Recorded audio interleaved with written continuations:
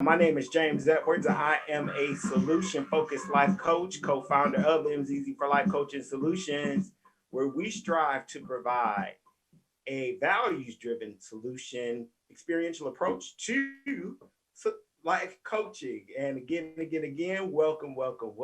We are here. I'm just going to go ahead and get started. Let me pull up my notes here with real quick to give you guys an overview of the life coaching experience that MZZ for Life Coaching Solutions is working to provide. So yes, James Edwards, co-founder of MZZ for Life Coaching Solutions. And I just want to welcome you guys to the 2021 Virtual Wellness Conference and Virtual Launch. And I kind of told you guys our approach to life coaching. Today, we are just here to hear about the solution focused life wheel, which is really the foundation of the life coaching experience. It's just been a really informational process learning about life coaching. It's a $1 billion industry. I had no idea that this thing was as large as it is, but it really involves a lot of marketing and sales. And we're going to work on getting the sound adjusted. Thank you, Ayanna. So life coaching involves a lot of marketing and sales, and I really wasn't expecting that. I like to be behind the scenes for the most part. I'm not really a top of the heap type of guy, but life coaching, you can't really be that way. You got to be out front and center. And so it involves a lot of social media. I've just really learned about the power of social media. Some of the applications that I've been using for fun can also be used to leverage businesses, and the whole analytical and metrics piece that's associated with Facebook, Instagram, Twitter, and the visibility that it can provide an individual when they are working toward building a business is something that is absolutely new to me. And we're all participating in it today, just working through Zoom, using Facebook, YouTube, to get the message out there about life coaching. My introduction to life coaching actually began with the death of my grandfather in 2020. I mean, you're talking about a year, man. 2020 was one of those, and we survived it. And so that's what this is here today, as well as a virtual launch, just the celebration about making it into 2021, and kind of hear about some of the strategies that people have used in order to make their way through 2020 and to leverage their businesses, their families, their communities. And so that's what we're here for today. And so, my grandfather, Reverend Claude Edwards Sr., I will never stop saying his name because his life is so very much associated with this particular initiative. He was always a businessman, always a marketer, always a salesperson out there, shaking hands and giving his information about what he was doing, under the auspices, saving souls. But my grandfather was about the business always first, and I can just always remember him lighting up any room that he went into, and just shaking hands, and sharing, adding value to the environment. And so hopefully today that is what we can work toward doing, as we exchange information, solution building strategies, talking about goal setting, goal attainment, and ways to improve our quality of life. And so, MZZ, if you have not heard in the promotional videos that I've been sharing with you guys for the last 3 months, it actually means the root in Swahili. And so the life coaching process really strives to recreate the value system that we're working from. And make sure that the new life goals that are created are firmly rooted in new values and new life experiences to produce new, fresh living outcomes. And so, and in addition to, my grandfather's name, I just, always want to talk about the death of George Floyd and Breonna Taylor and their lives and the impact that it has had on me, as an African American male in America. You talk about a wake up call. And the incredible activism of, movements like Black Lives Matter, just woke me up to the importance of, working toward building new solutions. And so it's just amazing how I was invited into this life coaching class. A former supervisor of mine started her own life coaching initiative. It's called Best Certified Life Coaching. She gave former employees the opportunity to take her class for absolutely no cost. And that's what I did, and became a International Life Coaching Federation certified solution focused life coach. I've been working in mental health for the last maybe 25 plus years. But for the last 3 years, I've been a mental health counselor. Completed school in 2017, and kind of made the journey into a new career field. And so, just looking at how counseling mirrors or couples with life coaching is an exciting opportunity for me. And so I'm just really, really, really excited about all that can be done and accomplished through the field of life coaching. And so we are a little bit behind schedule. I think our first guest is here. We are not we're going to do our best to kind of stay on time. And so I want you guys to help me to welcome my first guest, Genyene Edwards, P3 Development Group partner. She is the 2020 Diversity in Business Award winner, attorney, daughter, sister, wife, all-star cousin, and she is making her debut here as a solution-focused family member and friend. I want you guys to help me to welcome Genyene Edwards. Applause, applause, applause. Genyene, you there? Thank you so much for having me. I'm so motivated by you, James. Actually, I just wanted to give you your flowers and also say I'm so proud of you. I'm happy that you are stepping out here on faith and couldn't agree more about just where we are right now in the world where there are tremendous opportunities that are available to us. All we have to do is lean in and avail ourselves to those opportunities. And so I definitely think that that's, I think, a starting point when you ask about the changes in attitude. Just like I guess all of us, we are all works in progress. And I kind of look at life as a journey. And so for me, the biggest change I would have to say is just being able to recognize that I am not the feelings and the emotions that I have. I'm a Cancer, so my birthday is July 2nd, and I can be super sensitive and super emotional. And so there was a time where I would just let those emotions completely take control. I remember even being really young and crying every day about something, about anything.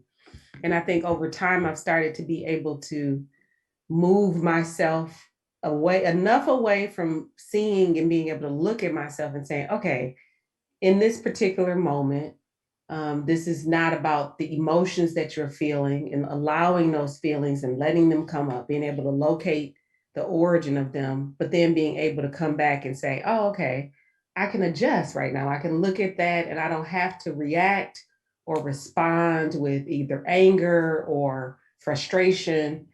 Even in the same instance around joy, being able to be present in the moment, to be able to allow myself to see that I have everything I need in that moment, and that the joy that I may experience from moment to moment, to be able to really feel that and to be with that versus just allowing it to show up and then be on to the next thing. So I think I'll ground the conversation by starting there.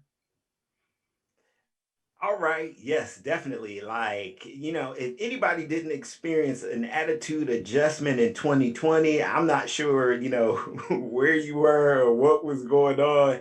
But Genyene, one of the things that I can remember, about you is having a conversation. We are privileged to always have been surrounded by the movers and shakers, at home. And you were like, I want to do this. I want to do that, always directed towards success. So I just want to applaud you for staying the course, and being a bright star in the city, and just can always adding value. So I'm really, really excited about you being here today. So what does the process of establishing a goal and reaching a goal look like for Genyene now that you are 2020 Diversity in Business Award winner? What's next for 2021? Wow. So I think I'm always asking myself that, but at the same time, um, in that same spirit of just allowing myself to be present, I recognize that every day is just a day to be able to make one more step, right? It's not like I have to have it all figured out. And so I do think that taking small intentional steps and accepting that that you may have set a goal, but for me, my goal process is less about that long-term goal and it's more about what actions, what discipline do I need to take on to be able to accomplish whatever that thing is for the day. And I do think that, forward progress isn't always about running, right? It's not about running towards a goal, it's about building blocks. And so for many people who may say, like, oh, great, you won this diversity in business award, or I saw you in the business journal. This has been a lifelong step by step. You don't have to go for the home run every time. You just need to get one base at a time. Mhm. Wonderful. You talked about building in presence. Never did I think I would be the individual that would be inspired by the use of those words. Like whenever I hear them now, I'm just like, oh, what, what? You Yeah. know. So, yeah, thank you for sharing that. And so, Genyene, try activating your video now. I think give it a try and see if you. If I'm ready. Oh, there I am. There you go. Hey. I'm drinking smoothie. I'm caught off guard on screen. That's all right. That's a part of the wellness process. Yes. Staying hydrated. All right. And so you talked about just being in the moment, being present. All right, not necessarily looking at where you want to be in December of 2021, crossing over into 2022. Right. So can you talk a little bit more about the value system that supports your presence in the moment? Mm-hmm. So I think my value system, as you already shared, like we're grounded in a family that, thank God, has just a tremendous amount of faith and have instilled those values in us. So of course, being able to have that undergirding, right? Like to know that this is a faith walk. But I do think that this idea that you're preparing yourself all the time for an opportunity and you may not even know what that opportunity is. So of course you want to have some direction, you want to have some focus. But I'm always in a learning mode. I'm a lifelong learner. So I'm reading all the time. Like these are not just fake prop books. Um, I'm reading all the time and I'm learning and I'm going after new certifications. And so very similar to you, I'm embarking on a process to become a coach, because I do Hey. think that the industry is blowing up, but more importantly, like people need a hand on the shoulder, and they Mhm. need to be able to be with folks that they trust, and that doesn't look the same for everyone. So the opportunity that we have to be on a one-on-one relationship with someone. So in that preparation of always learning something new, training every year, I'm taking new classes. I mean, I feel like this is a wonderful time for all of us now that we're operating in a virtual sense.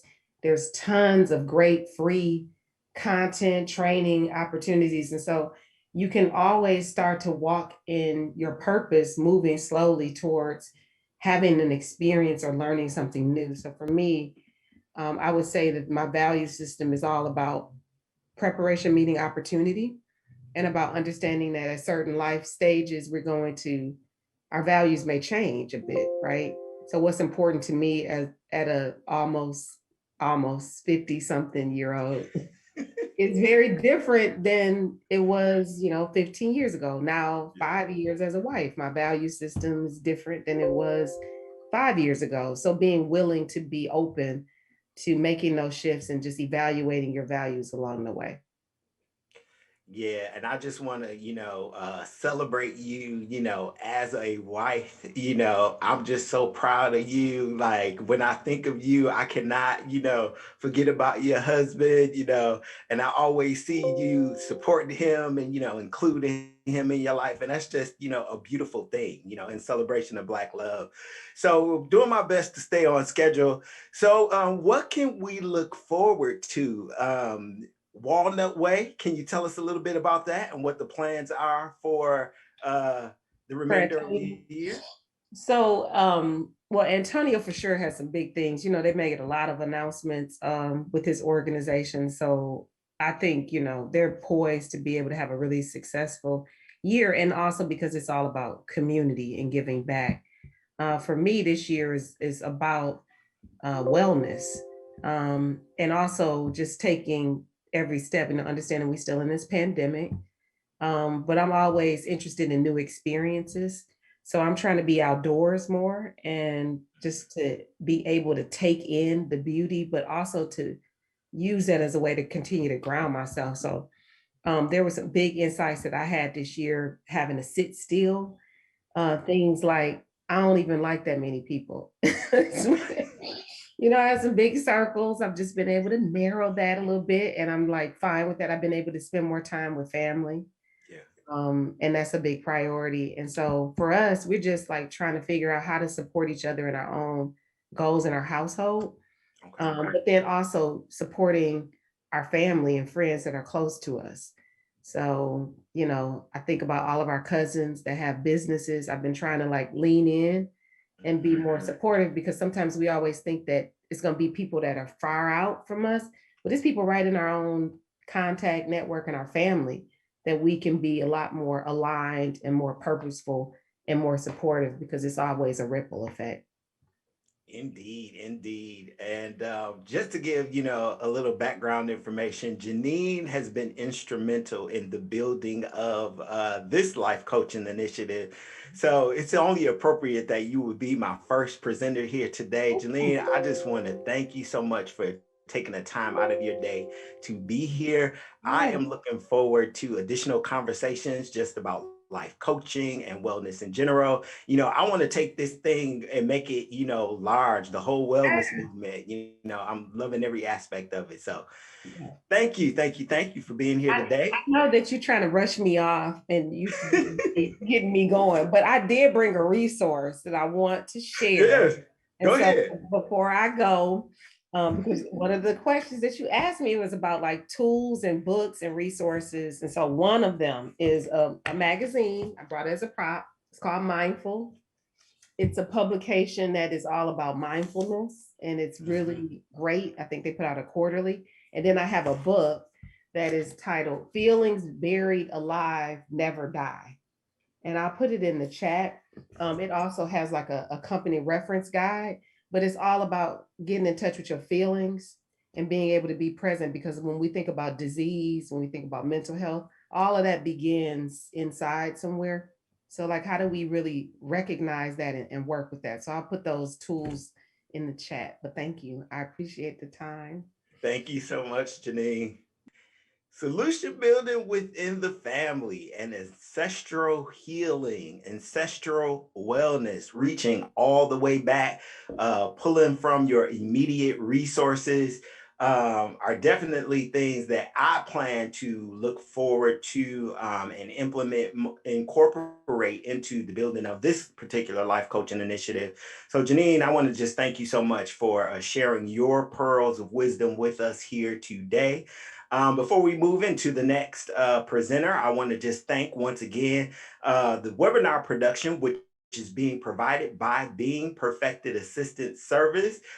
Phenomenal, phenomenal agency. They're doing a lot of great things. We're going to hear a little bit more about that as we move into the our agenda for today. And so next on the list of presenters, we have Anthony Edwards. And Anthony is, I call him Reverend Edwards. He is a family man, son, brother, all-star cousin, uncle, and Anthony is making his debut here as a solution focused family and friend. You guys help me to welcome Anthony Edwards. Hello, good afternoon, everyone. And again, James, I also want to congratulate you for stepping out of your comfort zone. I as well am very proud of you, and I'm honored to be here with your launch. Thank you so much. Yeah. All right. Family is your topic, right? Yes. And one of the areas on this solution focused life wheel. And, just from my personal knowledge, you have had an interesting journey to becoming the man that you are today. Can you describe your concept of family, how it's changed and how it's developed? Sure. I just think basically in general, the concept of family started out in a very traditional sense, where you have like, a husband and a wife who love each other and that they have kids that they love and nurture as well. Now, as you had mentioned, the family has evolved. The structure of the family has evolved over time. So for example, you have step families, you have families that are raised by, single parent households, mostly women, but there are some men out there. You also have, for example, foster families and so on. And this is an area that continues to evolve. Just to let you know, I mean, for those of you who don't know, I've been married to my wife, Mary, for over 20 years now, and we have 3 children. 20 years, right. 20 years, man, that's a long time. Just looking back to the 80s, just the father, husband that you are today, super, super proud. And you talked a little bit about foster families. We're going to hear more about that in our relationship interview a little later in the program. And so, Anthony, can you tell us a little bit about what does the process of establishing and accomplishing goals for a family unit look like for a person maybe who hasn't had a family yet? Sure, that's a good question. So every fall, my wife Mary and I, we actually get together to establish goals. We establish individual goals, marriage goals, as well as family goals. So the goals cover various different areas or various different aspects of our life. For example, spiritual goals. Physical goals as far as how you take care of your body. Goals like, again, marriage goals, financial goals, educational, ministry. And also we even have goals regarding remodeling our home. We have certain goals this year that we're gonna, we have that to, make our home better, and these, but the areas, professional goals. So, these are things that we do participate in. And so thank you for sharing that. So you guys actually sit down annually and collectively, plan for the year. And I think that is fantastic. It takes some time aside, to engage in the planning process. Make sure that you accomplish the goal that you have set. All right. So Anthony, tell us a little bit about the family and the 2020 experience. I had the opportunity to see your home and be with you guys during 2020. So what was 2020 like for you guys as a unit? So basically we had a lot more time to spend together. We, whether it was honestly playing games or watching TV or, just doing things in the yard or whatever, doing a lot more talking. It was a very unusual year. And it was the first time that we as a family have really been that close to each other, quite honestly, because, I never worked from home before in my life. And so I spent the last year working from home. My wife is on the road a lot. She's a realtor, but my kids, they were here. And so we were spending a lot of time together, so, and that, I guess that would have been probably the biggest blessing of this whole pandemic situation, is that, we were able to draw closer to one another. My daughter, Grace, she's 17. She kind of likes to be out and about. So that whole thing kind of reined her in a little bit. You know what I mean? So her and I got a chance to really reconnect. Okay. So just being at home, when you have certain family members that are used to being out and about, that kind of like change the flow a little bit. But again, this is not just a virtual wellness conference, but a celebration of the fact that, we survived it, we made it. Absolutely.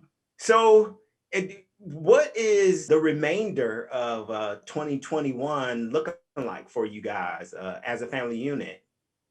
Well, I mean, basically, my wife and I, we're always striving, to be better in every way possible. Our job right now is to make sure that we're raising healthy children, Yes.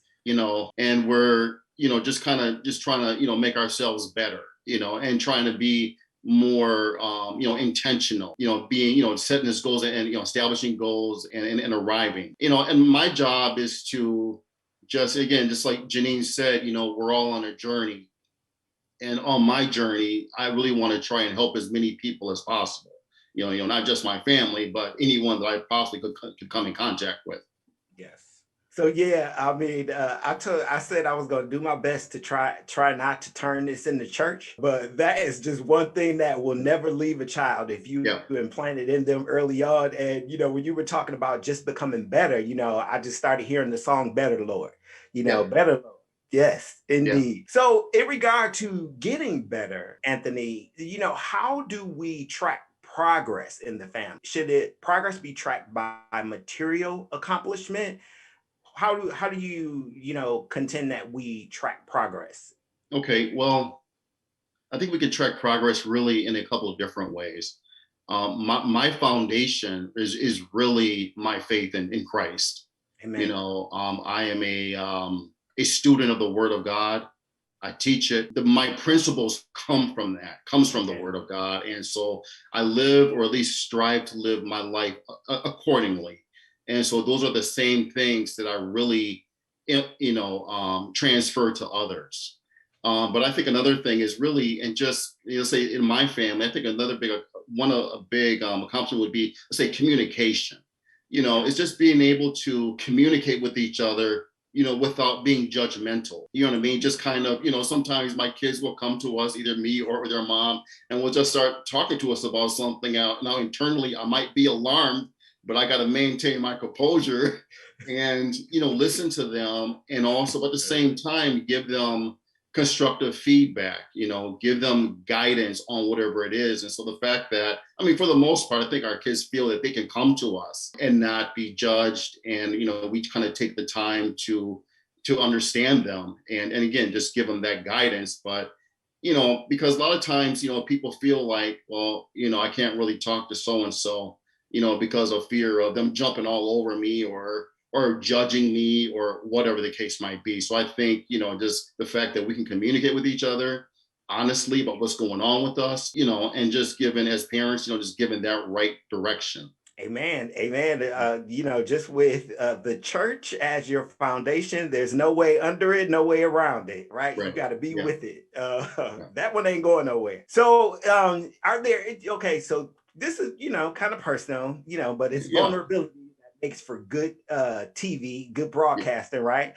So, Yep. are there any significant experiences that you're interested in talking about that have caused a shift in either personal or Mhm. family goals, whether maybe 2020 and in your lifetime that you'd be interested in sharing? Okay. Well, sure. I believe in being, as transparent, as I can. Man, there are so many experiences that I could really draw from. I don't even know where to begin. Right. But I can tell you the most transformative experience that the biggest transformative experience in my life was this. I'm not going into too many details, but anyways, I was 30 years old, and I felt like my world came crashing down all around me. I mean, to me, a very significant event had hit my life, and I really had a choice at that point. Either I'm going to die or I'm going to survive. But in the course of that, I really looked to the Lord, like really for the first time. I mean, like before I don't know what I was thinking or what I was doing, but it was something I was, they got that word now, awoke. And so I was able Right. to, so I just, I looked to the Lord and I said, really not my will, but your will be done. And so, and it was just almost like in an instant, I became very interested in the things of God. I began like reading the word like I've never read it before. I began to pray like I've never prayed before. I remember being in, Granddad's barbershop, and I was talking to me, and I was getting a haircut, and I think Granddad was cutting someone's hair, and I was just talking. And this guy says, "Are you a minister?" And I really had just started the journey at that point. Right. You know what I mean? And I hesitate. I was like, no, you know what I mean? So that was, and that was really a very transformative. I mean, that really had laid the foundation for literally the rest of my life. I'm 52 now, so that was like 22 years ago. So it was really the Lord that drew me to himself. And I have done things that I never thought I would ever do. My love is really for people and to help them get better. I always tell my kids, our job as parents is not only just to help you in this life, but to help you in the life to come, Amen. And Amen. so that was, and I tell you, by the grace of the Lord, I got to give the credit where credit is due. I have been able to really grow tremendously in a way that I had never even thought possible. So that was my major experience, but I've had many experiences. I've had experiences in marriage. For example, when my wife and I, when we first got married, you get these vows, Right. To love one another despite all these circumstances. I mean, it was probably like it was not even a month, and my wife was diagnosed with potentially fatal illness. And so we had to trust God, during that time. And I remember her even saying to me, listen, she said to me, that I know you was not expecting all this. And of course, neither was she, but if you want, you can leave. And I was like, no, we're married, and I made the decision to stand strong for her. You know what I mean? And of course, we just trusted God all the way through that whole experience. Of course, here we are, 20 years later, but I've had lots of experiences. I got lots of experiences to draw from. You just got to name the category. Yes. Yeah, so thank you, and inviting us for sharing that and inviting us into your experiential transformation. And you just talked about leaning in, Yeah. leaning into the word, leaning into the Lord. Yeah. And it's just, if I don't, create the experience will be created for me to lean into what's right. And so, yeah, thank you, Anthony, for sharing that. So, all right. So, moving forward, let's just talk about the takeaways that you would like to leave for the audience. Anything, your suggestion, any readings, podcasts you would like to share with the audience? Yeah. So what I would like to leave with the audience is strive to be the best person that you can be. Always be ready to accept better practices, in your life. Of course, I would always encourage anybody, I'm a minister, so I would definitely encourage people into a right relationship with Jesus Christ. I think you got to be concerned about your eternity and could be concerned about your life now. He will guide and direct you. And always be ready to learn. Never feel that I've attained whatever it is. So always be a student, always be ready to learn. I really embrace people who can teach me something. And I'm open to hearing other perspectives, even though I may not perhaps agree, but I'm still interested in hearing about what people have to say. And so, and just seek out good sources, just seek out just good information for yourselves. Thank you so much, Anthony. See you next time. All right. And so next on the list of presenters is Joi Whitley. Joi, oh my goodness. I can't tell you, I can't say enough about this young lady. She is a financial expert. She is the CEO, CFO of Anointed Hands Text Preparation Services. She's a mom, a mover and shaker here in Phoenix. I had to ask Joi, I said, please don't say you're going to be in Australia or on Mars on April 17th, and you can't be here today. But she said, nope. I'm going to be here for you. And so she is making her debut as a solution-focused super friend. I want you guys to help me welcome Joi Whitley. Hi, James. Hi. Hello. Hello. So, you still away, right? But thank God for information technology, right? Yeah, it was funny because you started talking about George Floyd. I'm in Minneapolis. I'm trying to get you got to get the logo in there, James. That's right. Okay. Right. Yeah, I'm in Minneapolis right now. And I was here last month and I had an awesome time here, like great networking. So I came back this month and it's brand new networking opportunities. That's what I'm all about. So I'm excited. But I wasn't gonna miss this now, James, because you're a client and I'm so proud. I've watched you grow. So this is exciting for me as you grow. I grow, we grow together. So that's what it's about for me. Indeed, indeed. And we're, talking about growth, Joy, when I initially met you, you were working in one profession. And then when I saw you again the next year, you said, "Oh, James, I'm full-time tax preparation, And so tell us about your journey into, starting with the creation of Anointed Hands and, moving from one field to becoming an actual business owner and entrepreneur. Definitely. So I got into taxes actually after graduating from ASU. So I went to ASU. I did my bachelor's degree in biology. I thought I wanted to be an eye doctor, but got on that path with the biology classes, and I was like, no, this is not for me. Let me go back to my passion, in which math has always been a passion for me. And so that's kind of what led to me getting into taxes because I'm a people person. I love working with people. I love helping people. So this was a way for me to do what I love, numbers, math, and work with people. And so I began doing taxes. I didn't really have my business established. I was kind of just doing family, friends. And once I like began to grow and see like how much, just off little stuff that I had like knew, just knowledge that I had that, that I thought like everyone knew.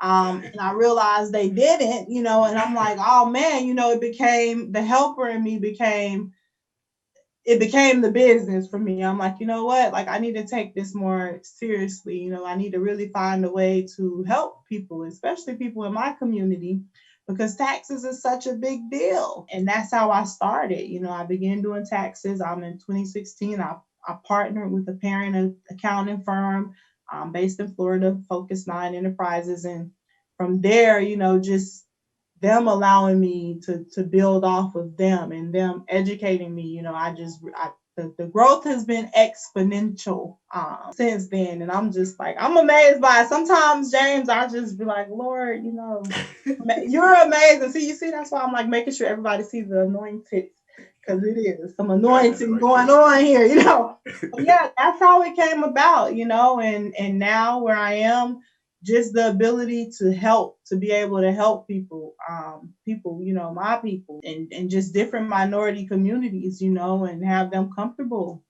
coming to me for help or to start a business, it's amazing for me. I live for it. So this is my passion. Yeah, definitely. And you are good at what you do.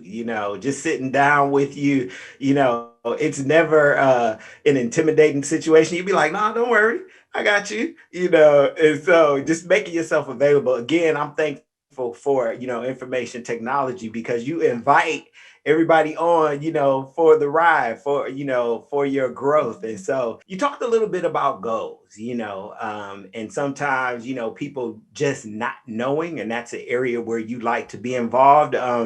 What financial goals should a small business owner, maybe even single people and families, have established for themselves in 2021 and moving forward? Definitely. I would have to say just financially, I try to tell people like here in the United States, all aspect of the finances, it really starts at the taxes. So, you have to have a healthy tax situation. So I would recommend for the first financial goal, just making sure that you are on track with your taxes. If you're a tax filer, that you're filing taxes, that you're caught up. If maybe you are supposed to be filing taxes, you aren't filing taxes, making sure that you get those taxes filed. Especially right now during this time because it's with COVID, there's a lot of relief right now. So I've been like trying to stress to people, hey, maybe in the past you might have, known that you would owe or something and that kept you from filing. I'm like, but right now is a good time to try to get caught up and get that balance. I have a firm belief in the IRS, and I know like, with everything going on, they're doing a lot to relieve taxpayer. So I'm like, this is a good time for people to get caught up. So start there. Start there. It's always a goal, especially now for me, since I'm working for myself. I'm no longer working for someone else. I'm always telling people start a business. I push even my clients, I push young people, I push everyone toward that goal. If you're passionate about something, and you can see yourself growing with it, or it taking you somewhere, create a business for it. Take it, take that next step, because it's all tied together. And honestly, that's how we can grow as a community, through taxes, and through through just creating more businesses, and being able, I say all the time, I want to be able to have a day where I can just shop in my own community for everything that I need, but that's how we can grow. That should be goals for all families in 2021: healthy taxes, healthy finances, and creating something of your own. I'm pushing everyone to start a business, create an LLC. Right now is the perfect time. And I think with what we see going on with the SBA stuff, with the PPP, and all the COVID relief and the grants that they have out there, they have all of this stuff available for those businesses that are established, and that are established and set up properly. So I think now is a good time for people to realize this is the time, in structure, making sure that you're doing everything properly. And so that's what I feel like I'm here for. Honestly, James, I feel like God gave me this opportunity. He's allowed me to become educated, learn things, utilize resources, and He's given me an opportunity to give back, to help other people get that same information. That's what I'm all about. Because that's the only reason I would say why sometimes we're behind, is we lack the knowledge. And so for me, I don't mind sharing it. You know me, James. I'm gonna tell you, if I'm why not? Why not? It's about helping everyone grow. So that's what I'm here for. Yeah.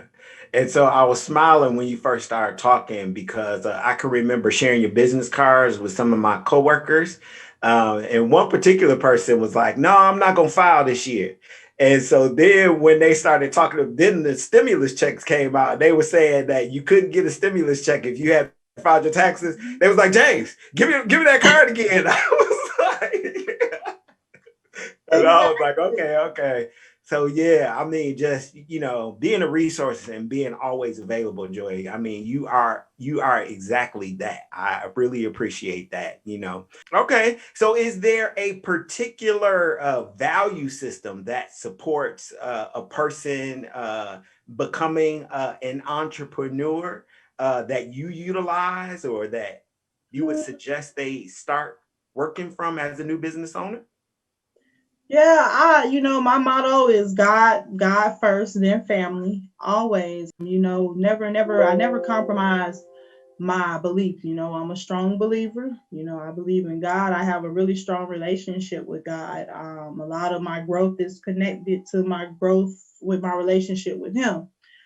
So that's first and foremost in everything. And I try to tell people, it don't matter what your belief system is, whether you believe in God, whether it doesn't matter, but stick to it, whatever it is, and never compromise it for any business. And then family should always be important. There's a lot of value in making sure that we're keeping our family first. And I'm really big on like work-life balance, and making sure that I'm never putting my all into this where I'm not spending time. I'm a single mother of two. I have two daughters, so they're waiting for mommy too. So it's always important, I would say, for never compromise those things for business. If you flow in the order of what's most important for you, everything else will flow. The money will flow, the business will flow, everything else. I think once I got that and realized that, my business is just, you see me, James. You see me out here.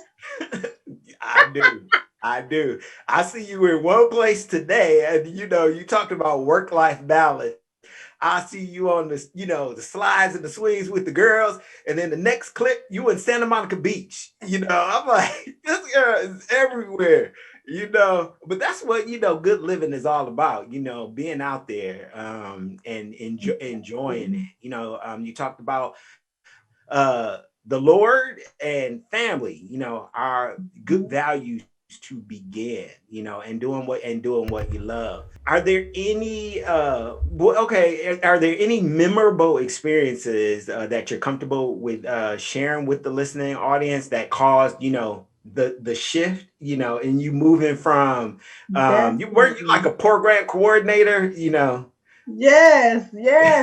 So I always had I've always had a job. I've been working since I was 14, actually. I've always kept the job. I'm a little hustler, James. I'm gonna keep me some money. But I've always had a job. I was working in higher education. I worked for Grand Canyon University as a student services advisor for almost 5 years. And from there, I went on to ASU at Arizona State University at W.P. Carey School of Business. And I was there for a little bit less than 2 years, actually. And it was at that job where I think I began to grow, because I've experienced the most like challenges in life, just in my personal life, working there, man, it was such an awesome job, but my personal life suffered. I separated from my husband during that time, and went through a divorce during that time. And, doing it all honestly while keeping a smile. I tell people, once I got my relationship with God in order, where I began to rely on him and I began to trust him, I wasn't really worried. I stopped worrying about things. I'm like, what if I really trust God? Like I say, I trust God. Why would I be out here worrying about anything that I have going on? So at that moment, I became invincible. 2019, you couldn't tell me nothing. I done quit them people job, James. Look, I don't need y'all anymore.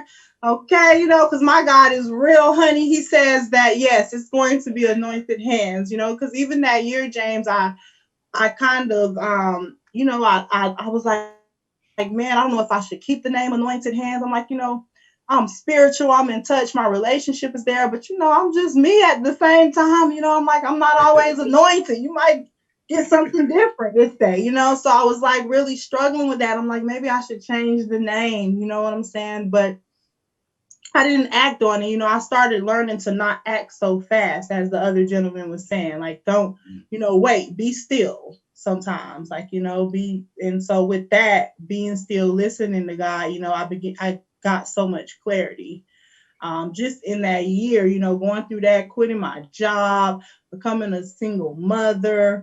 But by 2020, by that next tax year, it was over. Like I was there, like my business was there. We experienced so much in 2020 with COVID, and you had a lot going on, and you had the stuff with the stimulus going into the tax preparers accounts, and it was just a lot of crazy stuff going on. And so, at that moment, I was like, man, I'm so happy, Lord, that I named my business Anointed Hands. I named my business something that reflects like really how I feel, because I'm passionate about it. So, I'm not on no BS with my business. I'm not sending nothing to my account. My clients getting their stimulus, honey. They coming through over there for mine. I was like very grateful for it. And in that year, in 2020, last year, man, my business just grew, because it became, like you say, all about taxes. You started needing the taxes for this. So many people needed to have their taxes completed. And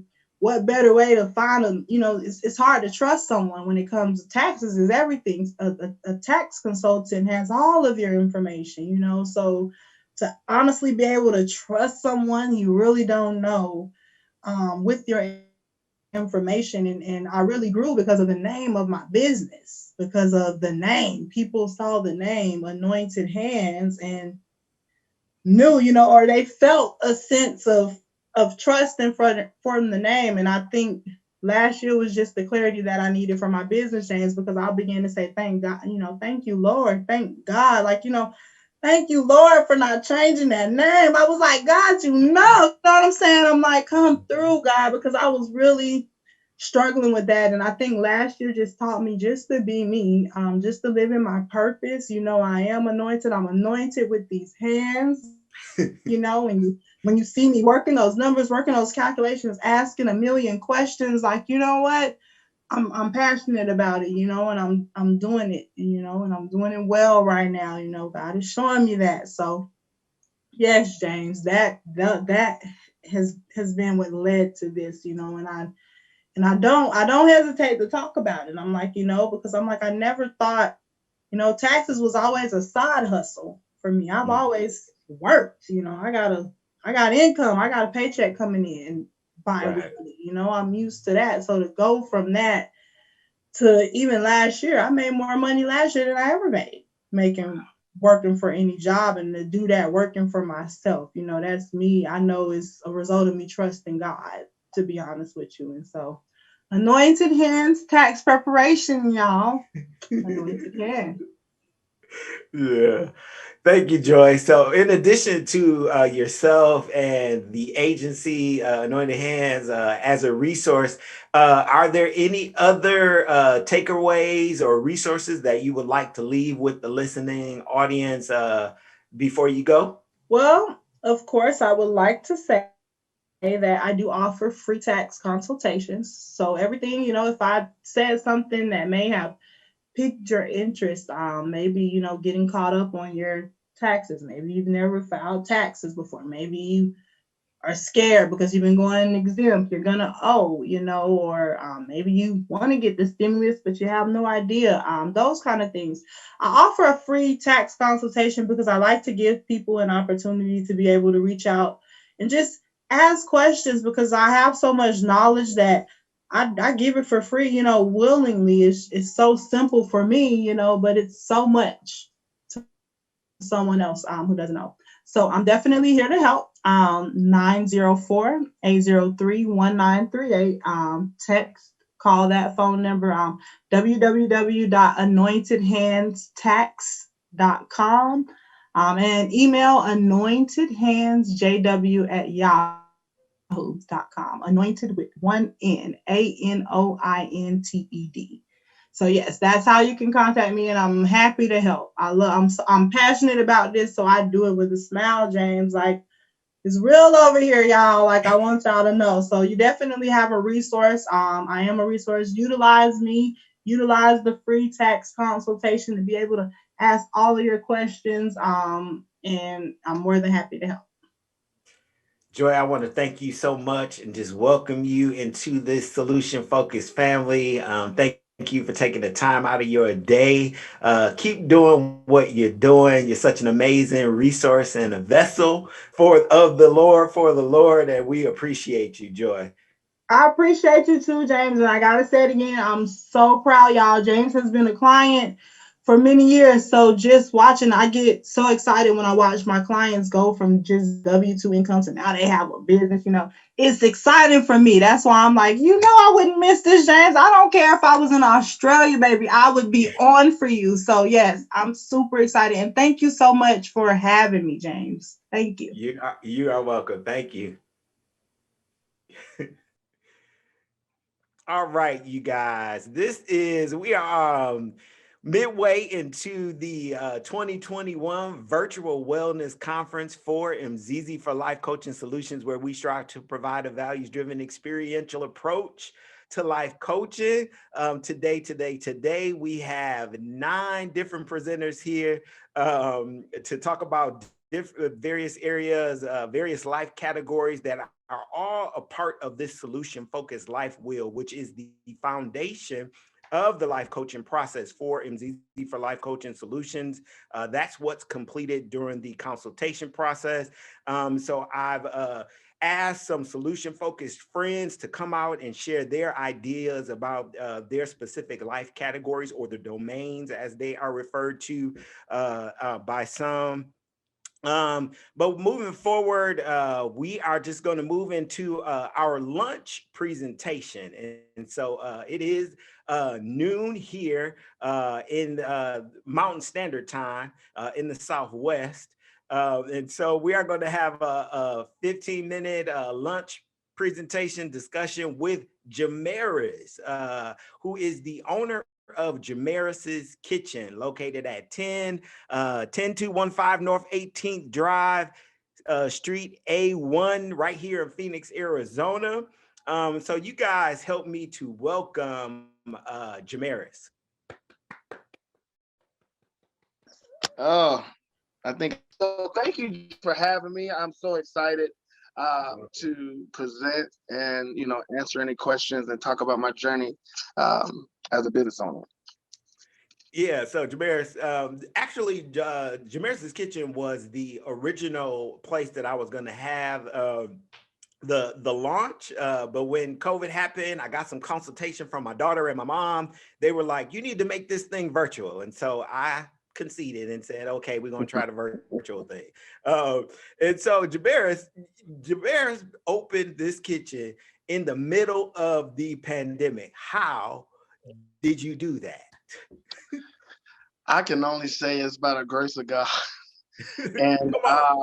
And right on time. And I will tell you, I am a registered nurse, and working that job, I thought that it would be something that you would never, ever be without a job.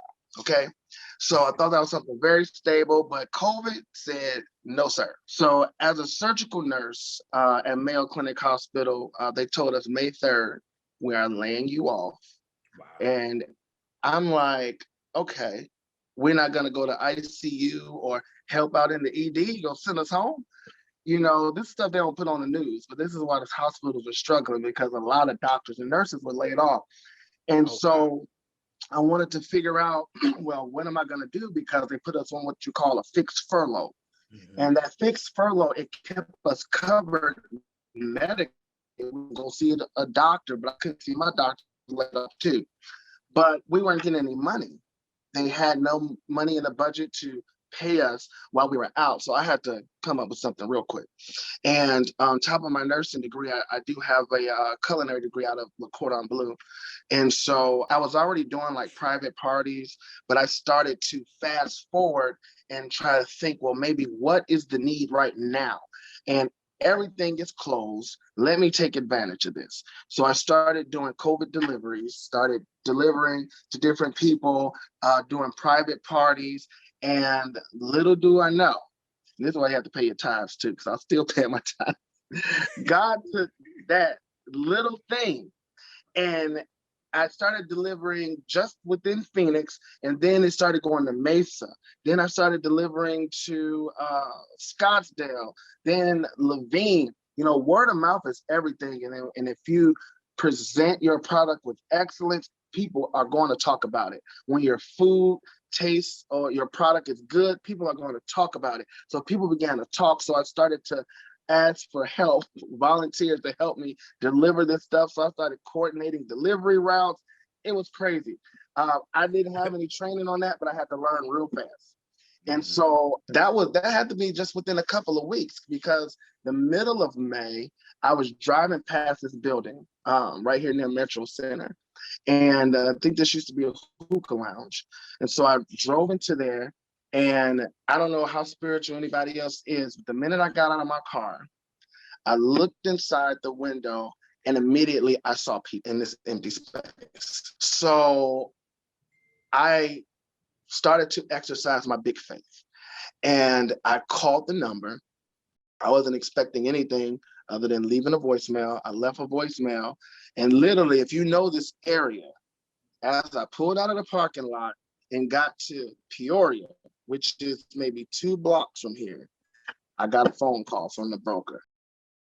And the broker said, I just got your voicemail. And he said, it's amazing because I was just talking to the owner, and you are the perfect person for that space.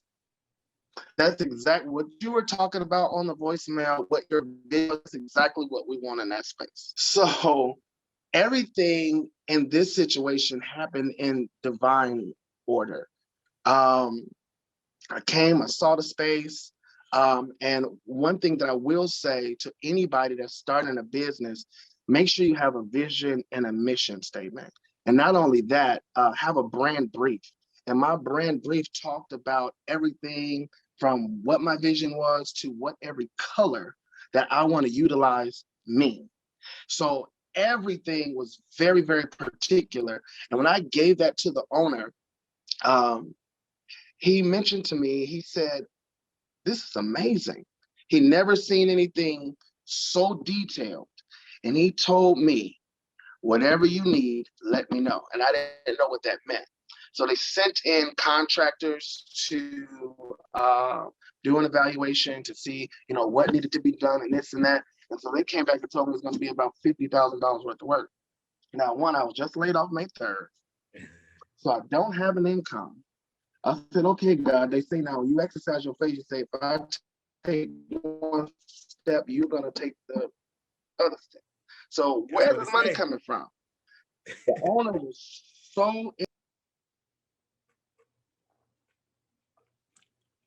was so impressed with my vision that he donated the $50,000 for things to start to get it fixed. And you turned your audio down a little bit too. That's the best part. We need to hear you. I wish I did. But I'm telling you, I came inside this building. I ran around this building. And his whole thing was whatever he gets it. And that pretty much just took it from there. And with this space, I began to ask God, what else is it that you want me to do with this space? I know I've always wanted to own a restaurant, but what do you want me to do? And the first thing that came was give back. So I started to get to know the community by passing out free produce food boxes. I didn't even have a sign on this building. I parked my truck, I put a little neon green sign on the side of my truck, opened my truck, and I was just passing out food. And I had on my chef stuff. And people were just like, you ain't even open yet. You giving that stuff? I said, well, this is what I was instructed to do by the Holy Spirit, is to give back. And so more people, they start telling more people. So then I started to have to get more boxes, and I had to go make 2 or 3 trips to get boxes to my building.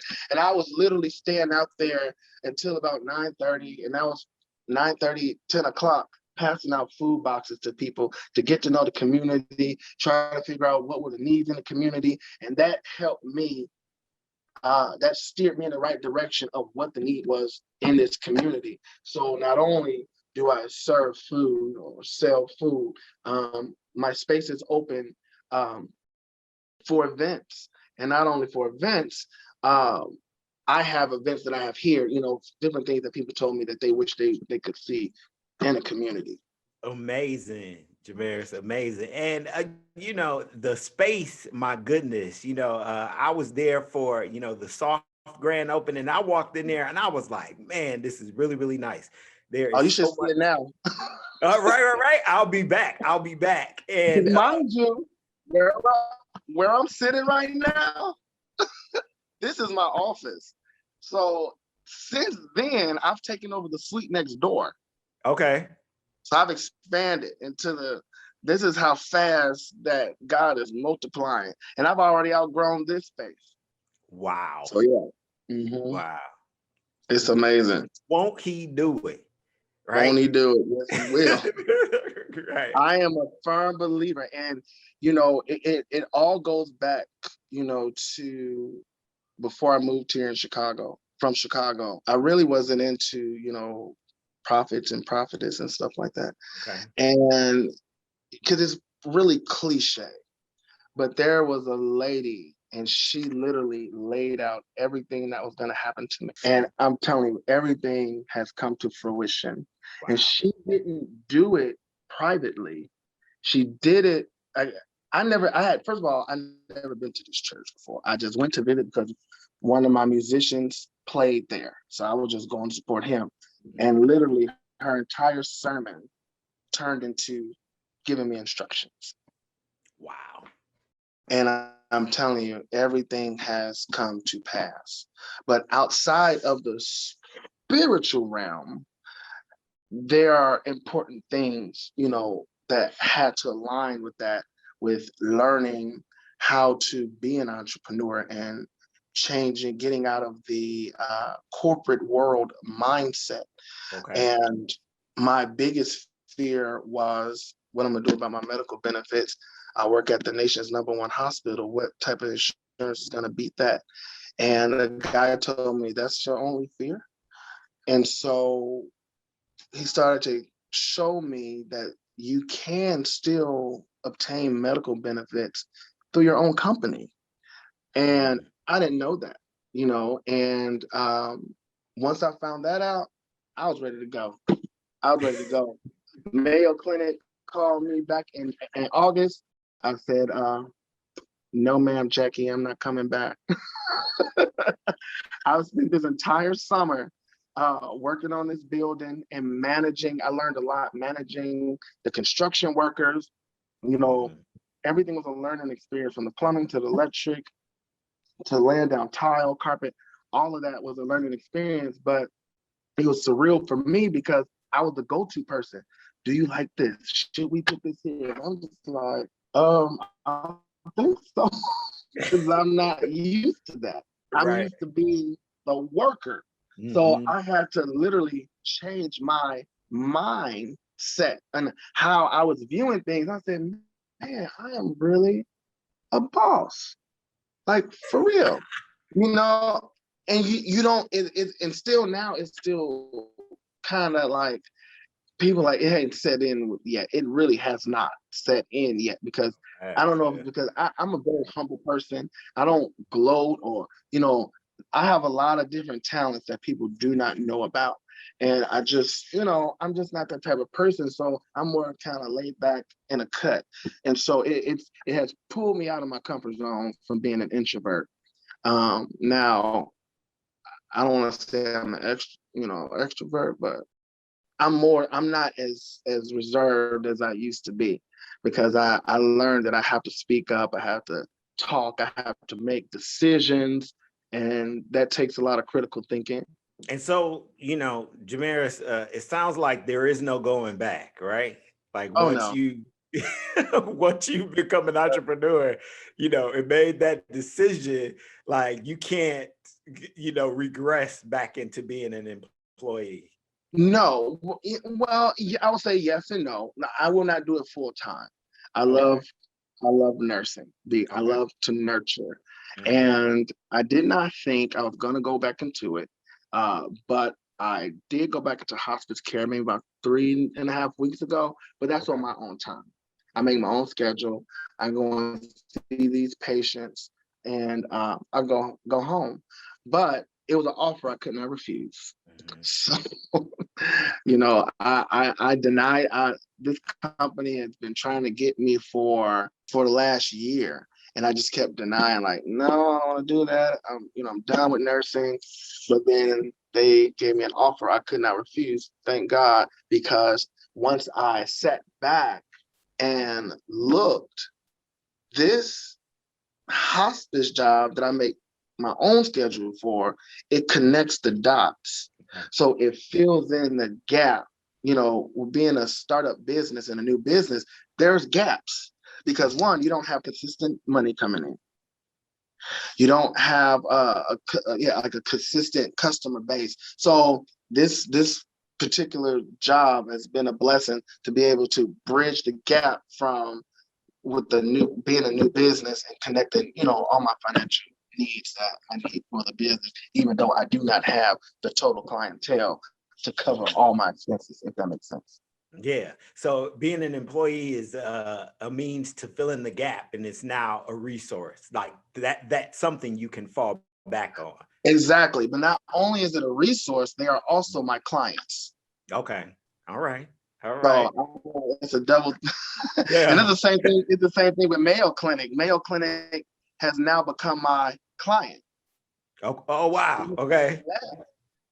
Mayo Clinic, because I had already planted seeds by doing private parties when we had potlucks and stuff, you know, people taste your stuff, you know, I had already planted that seed there. So once I left, I think it was literally maybe a month later, they were calling me to come and cater some meetings. I said, this is like a full circle. I just left y'all and y'all calling me back to pay me for my services to cater to you. Yes. So that's been a blessing. It's been a blessing. God has truly been blessing in the pandemic. Talk about a faith walk and a spiritual journey. You know, and I just want to thank you, you know, publicly for saving my 50th birthday. You know, The lobster tails you provided, were the highlight of my 50th birthday, which was crashed because of the pandemic. So I want to thank you for that. So, you got all this space now, Jamaris. What can we look forward to or expect from Jamaris's Kitchen at the close of 2021 and moving forward? So I'll let you know what I'm doing right now. I have what is called the Obsidian Expo. That takes place every Sunday from 9 a.m. to 5 p.m. And this was another vision that came to me in regards to Black-owned businesses or minority businesses. I see a lot of people complain a lot about where's a Black salon, where's a Black, So I'm like, I have a location. So let me bridge the gap between these small businesses and create a network with these vendors so that we can teach each other, learn from each other, reach each other, especially from the pandemic. A lot of people had to start businesses because they lost their job. This is just like the Great Depression. That's how Little Debbie came about. Little Debbie started selling little cakes around the neighborhood, and now look at Little Debbie. Right. It's all over. So I wanted to create something not for me to gain profit. It's only $30. And they come here, they sell their products. I bought a lot of stuff, and I support all the vendors that come here. So everybody come here. They love the atmosphere. I've set a very positive tone here on Sundays between the business owners. We provide them with what do you call client cards, where they can receive constructive criticism from people that come through to purchase from you. I'm trying to kill that. I can't stand Black business customer service is terrible. I'm trying to kill that. So this allows these businesses to give you these customer comment cards. Tell me how was my service? How well or prepared was my product? So this is help. I'm trying to help develop new leaders and business owners. If they don't have an LLC, a sole proprietor, or a C Corp, E Corp, I want to help them get that. And when it comes to culinary, do you have your food sanitation? Do you have your serve safe? Do you know what temperature your chicken should be at before you serve it to people? Because people are serving out their houses and don't even understand that this food has to hold at a certain temperature before you can serve it. This food has to be chilled at a certain temperature before you can serve it. So my expo is just not a vendor's market for vendors to come in and sell their product. It's a resource for them as well to learn and to build up our community to be better business owners and to create, a network of Black excellence in my mind. But also outside of that, May 1st, we have a free comedy show. It's being hosted here, and I think the first show is sold out 9 p.m., but I think there's still room at the midnight show. So there's 2 shows on May the 1st. And then we have our Mother's Day brunch, which is May 9th from 1 p.m. to 3 p.m. If you can't come to the brunch, we also have takeout. So you can just come up and order food and go about your day. But at the brunch, we will have the Raymond Forte Band, DJ Private, and Eliza. She's has a beautiful voice. But if you want to find out more information, you can go on our Facebook, Instagram, and Twitter under Jamaris's Kitchen, and we are pretty good with uploading events, and you can follow our events. Every other Tuesday, I think, which April, this coming Tuesday, we have karaoke. So we do karaoke every other Tuesday, which is our Tip Top Tuesday. So I sell bar food, we have drinks, and you can come out and sing. It's free, to come out and just have a good time. And that's every other Tuesday from 9 p.m. to midnight. But yeah, that's what we are hosting, but you can always host your own event here if you want to. Since the restrictions have been lifted, we've had weddings, birthday parties.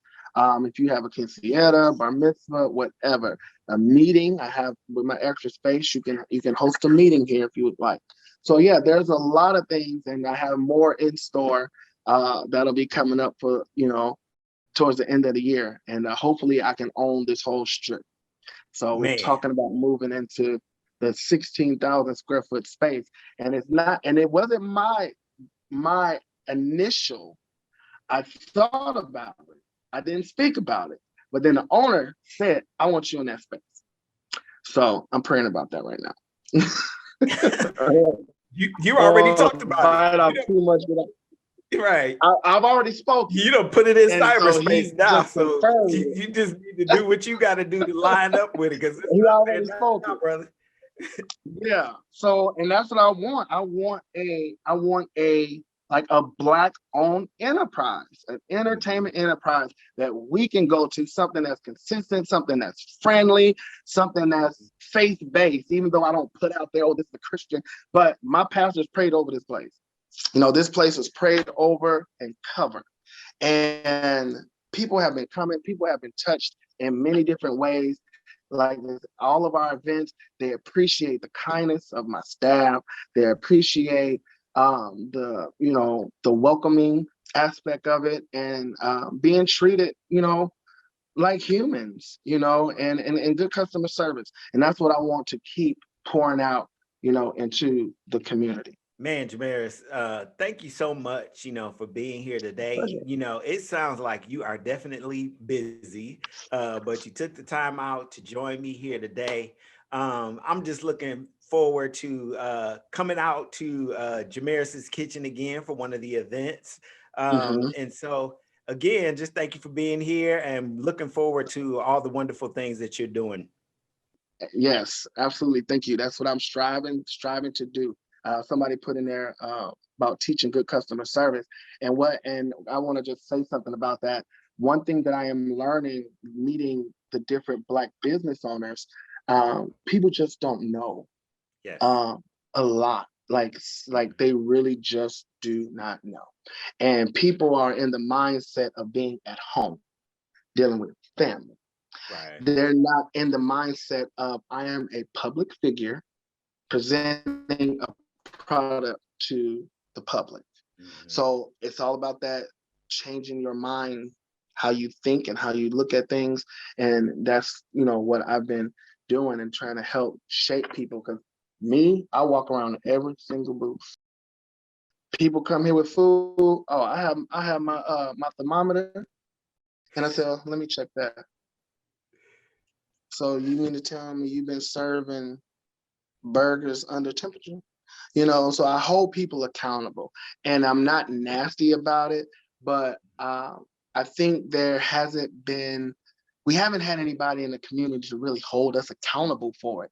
We will drag a business, put it on, don't ever go there, they was terrible, they were rude, instead of, hey, listen, this is how you do this. Right. And so those become teaching moments, not tear down moments. And that's what I'm trying to change, the narrative of the community. Stop tearing each other down. And what I try to tell everybody, each one teach one, each one reach one. So if you see somebody that's doing something that that is wrong, talk to them and show them. And in so many different ways, and I try to teach empathy. You got to put yourself in that person's shoes in order to be able to talk to somebody. And I think that's what we miss. Sometimes we talk at people and not, to them, in a sense. So, yeah, that's what I'm striving to do, and it's happening. It's working. The smiles from the people and all of the compliments that I've been getting, they think these are my employees. Like, they're not my employees. They are individual business. They just do, they sell their products at my property. But if you're going to be here, there's a level of excellence that you must maintain. And this is the Obsidian Expo, you said? Obsidian, yes. And it's once a month? No, every Sunday. Every 9 Sunday. to 5, Okay. every Sunday. Okay. So yeah, and like I said, I named it the Obsidian. Obsidian is a Black lava rock, because I get tired of saying Black Expo, Black. So I wanted to come up with something different, and that's what the Spirit gave me. And then when I looked up Obsidian, it rids out negativity, and it brings about unity amongst people. So everything that you do, like I mentioned in the beginning, when you have a business, everything should be able to be explained, because people are going to say, why did you name it Obsidian? Why do you use the color yellow? Why do you use the specific green? You should be able to answer that. Right. Your business, because that's what paints the picture of your vision. And then people understand. Because when people come in my space, they feel like they're at home. They say, man, this is like I'm at home. And I'll be honest, my bathroom is probably one of the most popular places, because people's like, man, I feel like I'm at home. But that's how I want you to feel. But that was my vision. Not to just come into a building, but I wanted you to feel at home. My whole purpose. So you're freezing on us a little bit, Jamaris. Oh, last thing that I said. You want the business to feel comfortable enough for a person to feel like they're home, right? Correct. Yeah. So yeah, I was just saying, it's important for, business owners to, put together that brand brief. And that brand brief pretty much tells your vision, your mission, even your color palette, and what your vision is, like pictures of when you have a location, how you want it to look, the aesthetics, the type of furniture, all of that stuff. What I've learned is very appealing. It was so appealing to the owner that he fronted me $50,000. So that stuff is important. People want to know where you're going, what you're doing, why you're doing it, and how is this an asset for this community? What is it that you're doing that's going to be a change or add to the community that you're trying to serve? This is not a self-gaining thing. This is about giving, and that's what people want to see. And when people see that, they're like, oh, whatever you need. You need some desks? Oh, all right. Because even like when Metro Mall closed down, they donated a lot of stuff to me. They saw my brand brief. And so the owner of Metro Mall called me and said, hey, I got chairs here. I got some desks here. You can come pick office supply. I didn't even have to buy office supply at all. But people saw a foundation. They saw a good work being written down. And I was very confident about what I was doing and dressed the part.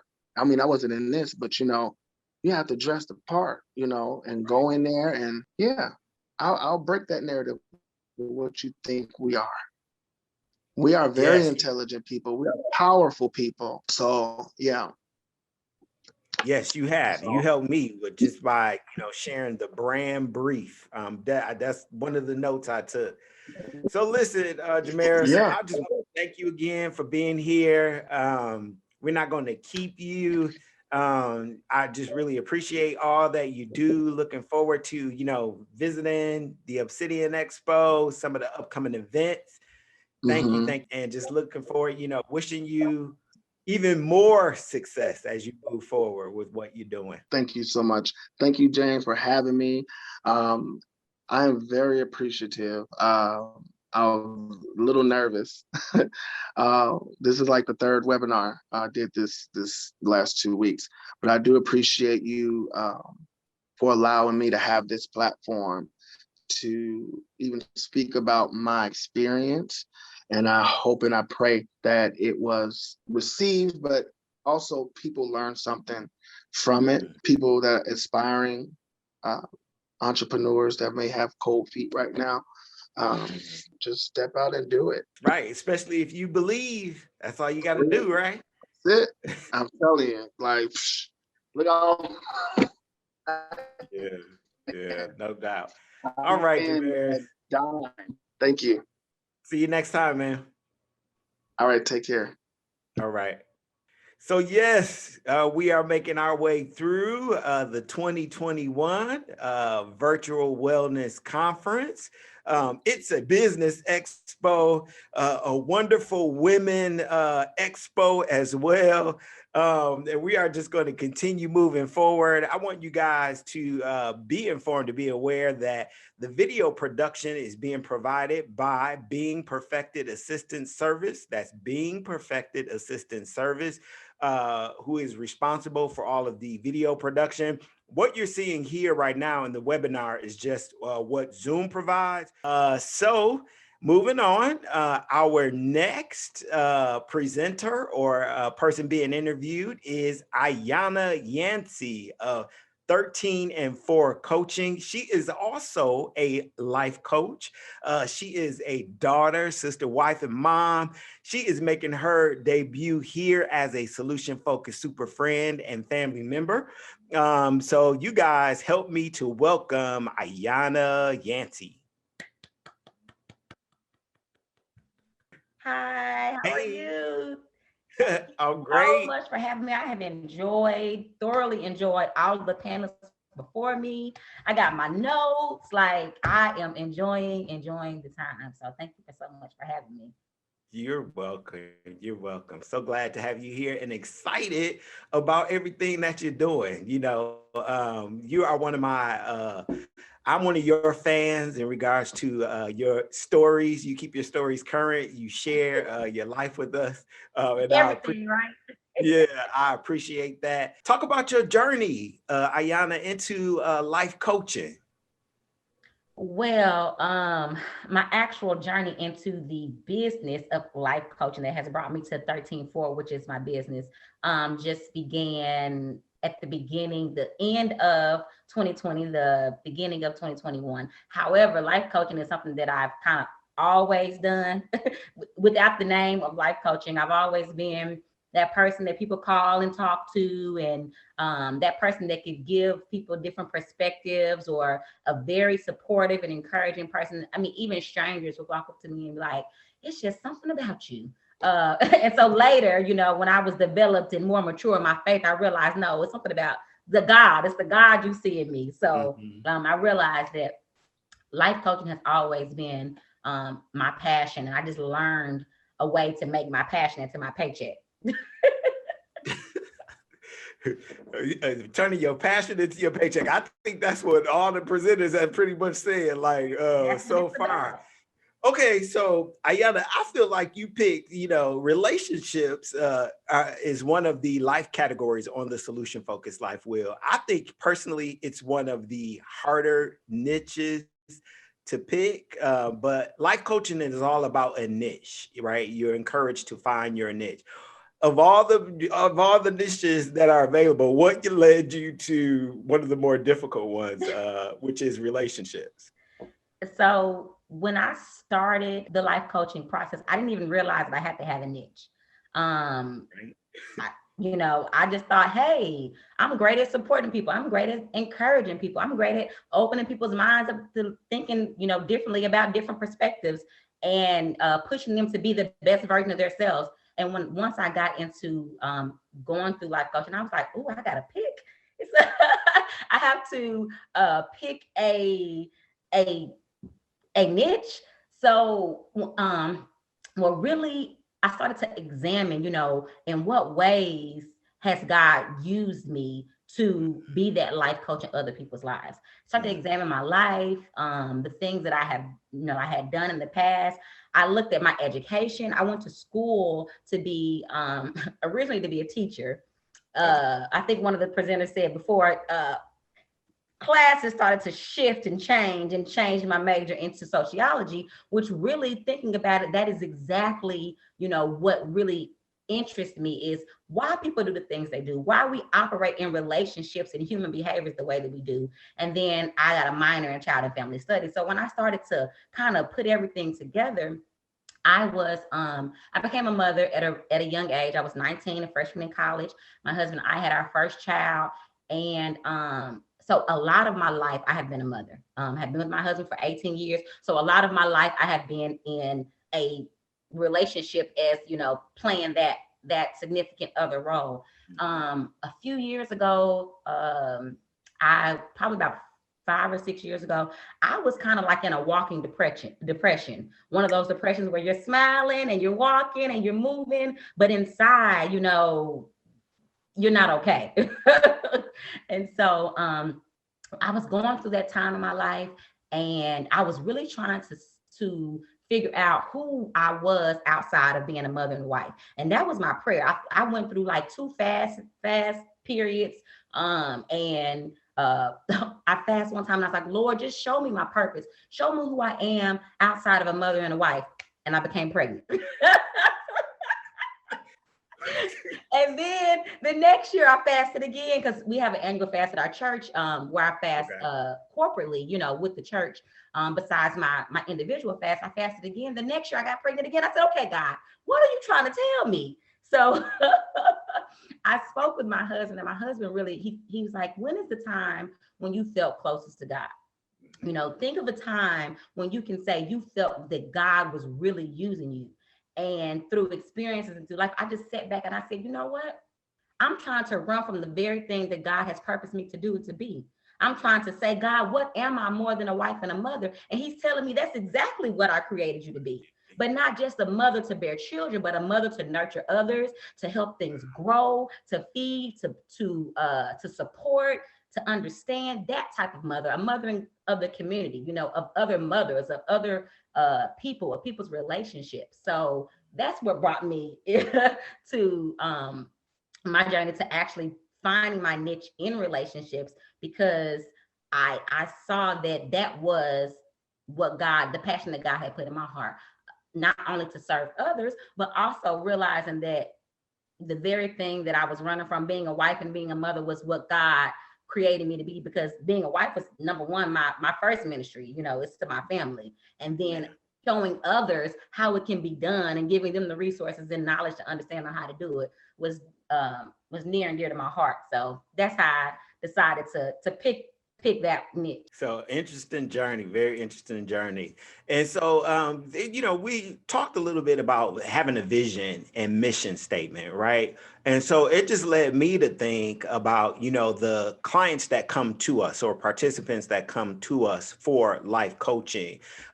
Do we have a vision for them, or do we expect them to align to our vision? What do you forecast for the clients that you've worked with so far? I definitely allow the clients to have their own vision. My job, I believe, as a life coach, is to support them in the visions that they have for themselves. You know, how can we accomplish the visions that you have to sustain a healthy and happy relationship, whether it's familiar, whether it's in your family, whether it's platonic, whether it's romantic. They kind of set, and that was something that I do at the initial session, is give them a questionnaire. What are your goals? You know, what are you seeking to get out of this session? Because everybody's session is very individualized. You know, I like to be very personal with that person. I tell them, sit back, relax. I want it to be like you talking to your homegirl, you know, because I need you to understand that I am here for you. I want you to understand that you deserve a healthy, happy relationship, but also to understand that the very most important relationship is the one that you have with yourself. So Amen. That's how we start, and that's the foundation that we have to set in order to have great relationships with other people. So I try to allow my clients to have their own vision, and if it's something that we need to address as far as beliefs that may limit how they're viewing their vision, or how they're viewing their life, and how they're viewing, you know, what they think that they want. Because a lot of times, you know, we think we know what we want and we don't.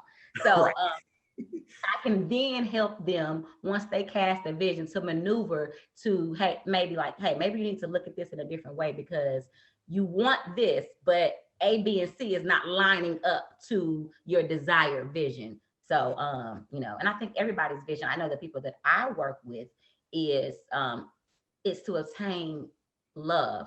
That is an innate desire that we all have. That you know, transcends beyond religion, sexual orientation, gender. We all have an innate desire to be loved and to be in accepting relationships.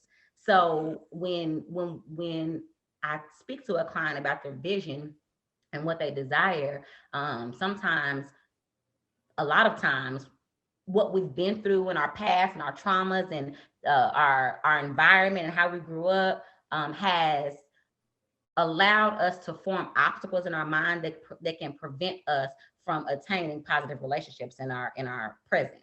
Mhm. Yeah, those energy blocks, right? Finding out what those are and Absolutely. displacing them and bringing in the new stuff. Absolutely.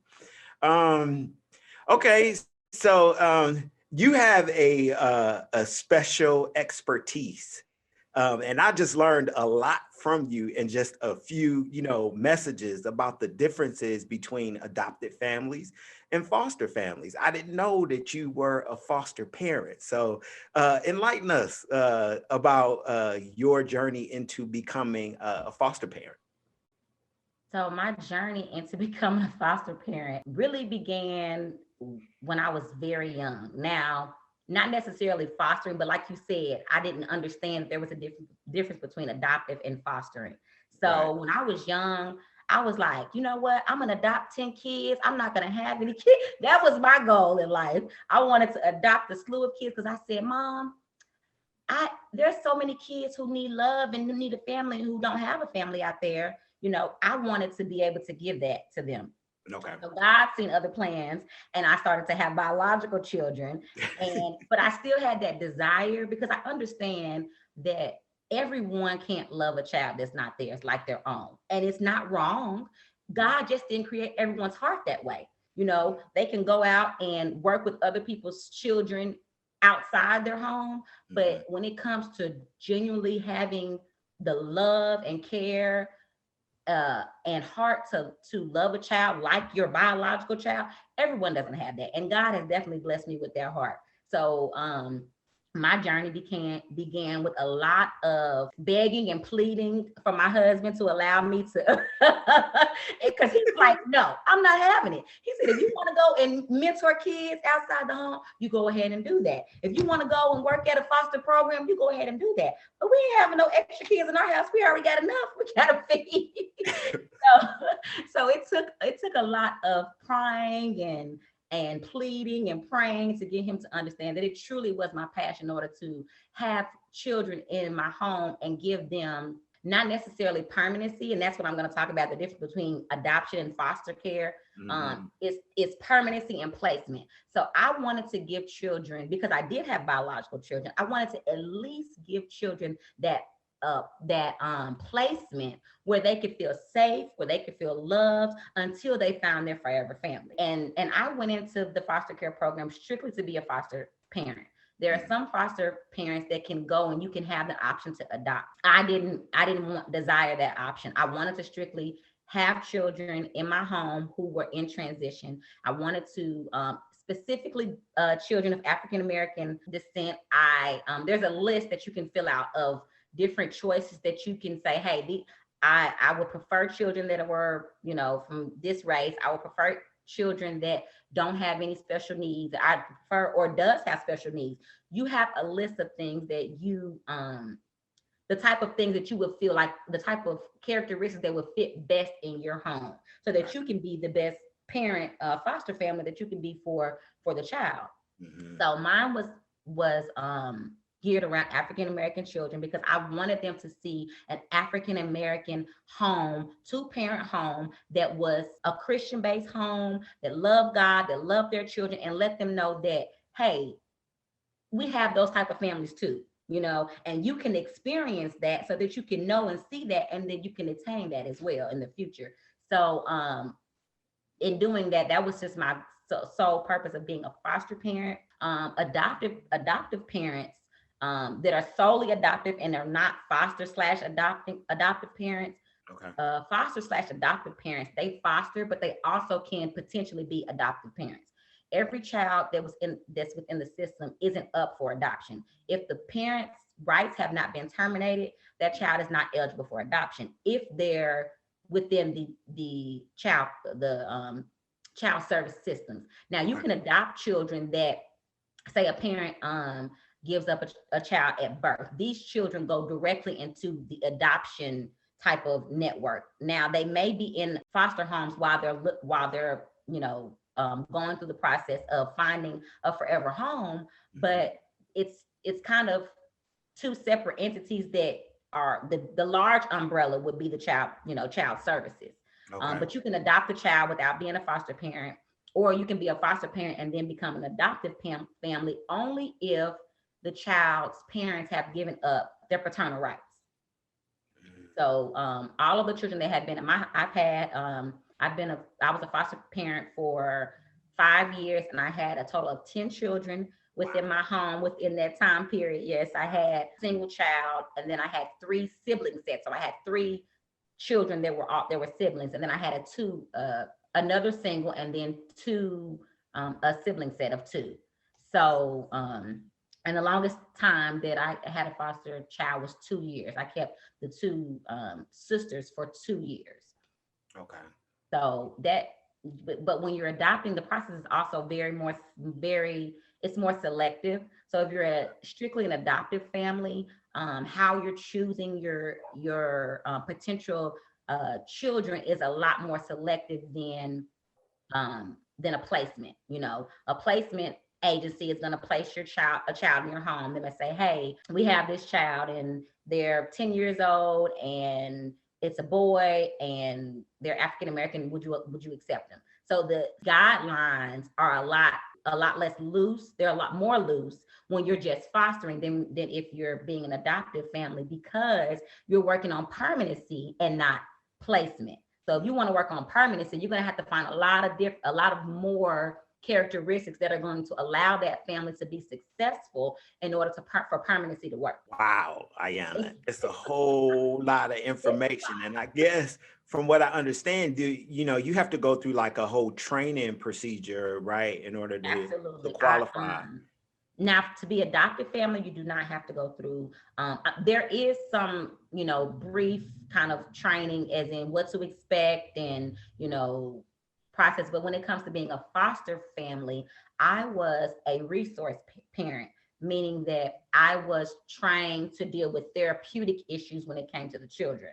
Okay. So there was a 9-week training, as well as I had monthly trainings, and then I had an annual training where I went to Murfreesboro, Tennessee for the whole weekend and did like a weekend training, and that was annual. And so you're required to stay up to date annually with training when you're a foster parent. Wow. Mm-hmm. And so I guess you got the background because you said you had a minor in, would you say early childhood education? Child and family studies, correct. Child and family studies, right. Okay. So you had the book knowledge, right? Combined with the heart. So but the experience is something totally different, James. Yeah, I'm getting ready to ask you more about that. So 10 kids in 5 years, and I'm just thinking about the process of them leaving, especially when you have, developed a relationship, a meaningful relationship with them. So, the original question I apologize for that. How does solution building or what does solution building in foster families look like? So that's that process of, letting them go. Can you talk to us a little bit about that? Can't be easy. It's not. And I'm feeling it, I'm feeling like a pain in my heart as I'm talking about it. Like, and I don't do that. Like, I don't, right. I'm not the emotional one. So, right. Yeah. And that's what I told myself. I'm like, I'm a thug. I don't cry, but me getting into it, being so green behind the ears and not really understanding what I was getting into, I told myself, Ayanna, you know what you're doing. You're getting in this to bring children into your home for a time period. Temporarily, right? Right. When it's time for them to go back to their parents, you have given them, what God has instilled for you to give to them, and then you're going to send them, along their way. But they're always going to have that. And my motto was, because you always hear horror stories about foster children. Yes. I didn't have all those stories, but my motto was, I'm gonna love the hell out of them. meaning that whatever hell they came into my house with, I felt like love. You're gonna love it out. I'm gonna love it out. You hear me? With the love of God, with the love of Ayanna, with the, whatever I could muster up. So I found that it became difficult the longer that they stayed. Like I said, I had a sibling set that I had for 2.5 years. So it was difficult. It was more difficult, I think, for me to let them go, because I had integrated them so much into my family. Like these were my girls. Like when people, see me and my husband, oh, y'all have 6 kids. Yes, we have 6 kids. There was no there was no barrier or no boundaries with the foster children. Right. And that is a mistake. Because while I can still love them unconditionally as my own children, I think that emotionally, it was unfair to me, because I knew that it wasn't permanent. So for me to have those boundaries that weren't realistic for the main goal, when it was time to let them go, it was very difficult for me. When I was going through transitions with them or through troubles with them, I took it on as any biological mother would, and blame yourself. Or what could I do? What did I do wrong? But when you're dealing with foster children, you have to understand that they're coming from different environments. They're coming from not only different environments, they're coming from different biological makeups. So right. I was really internalizing a lot of what we were going through as a family, and what we were going through, what I was going through with the girls. I was internalizing a lot, and it was hard for me to let go. So That's just the word to the wise, is that you have to kind of know what you're getting into, and you have to prepare yourself to understand that it's placement and not permanency.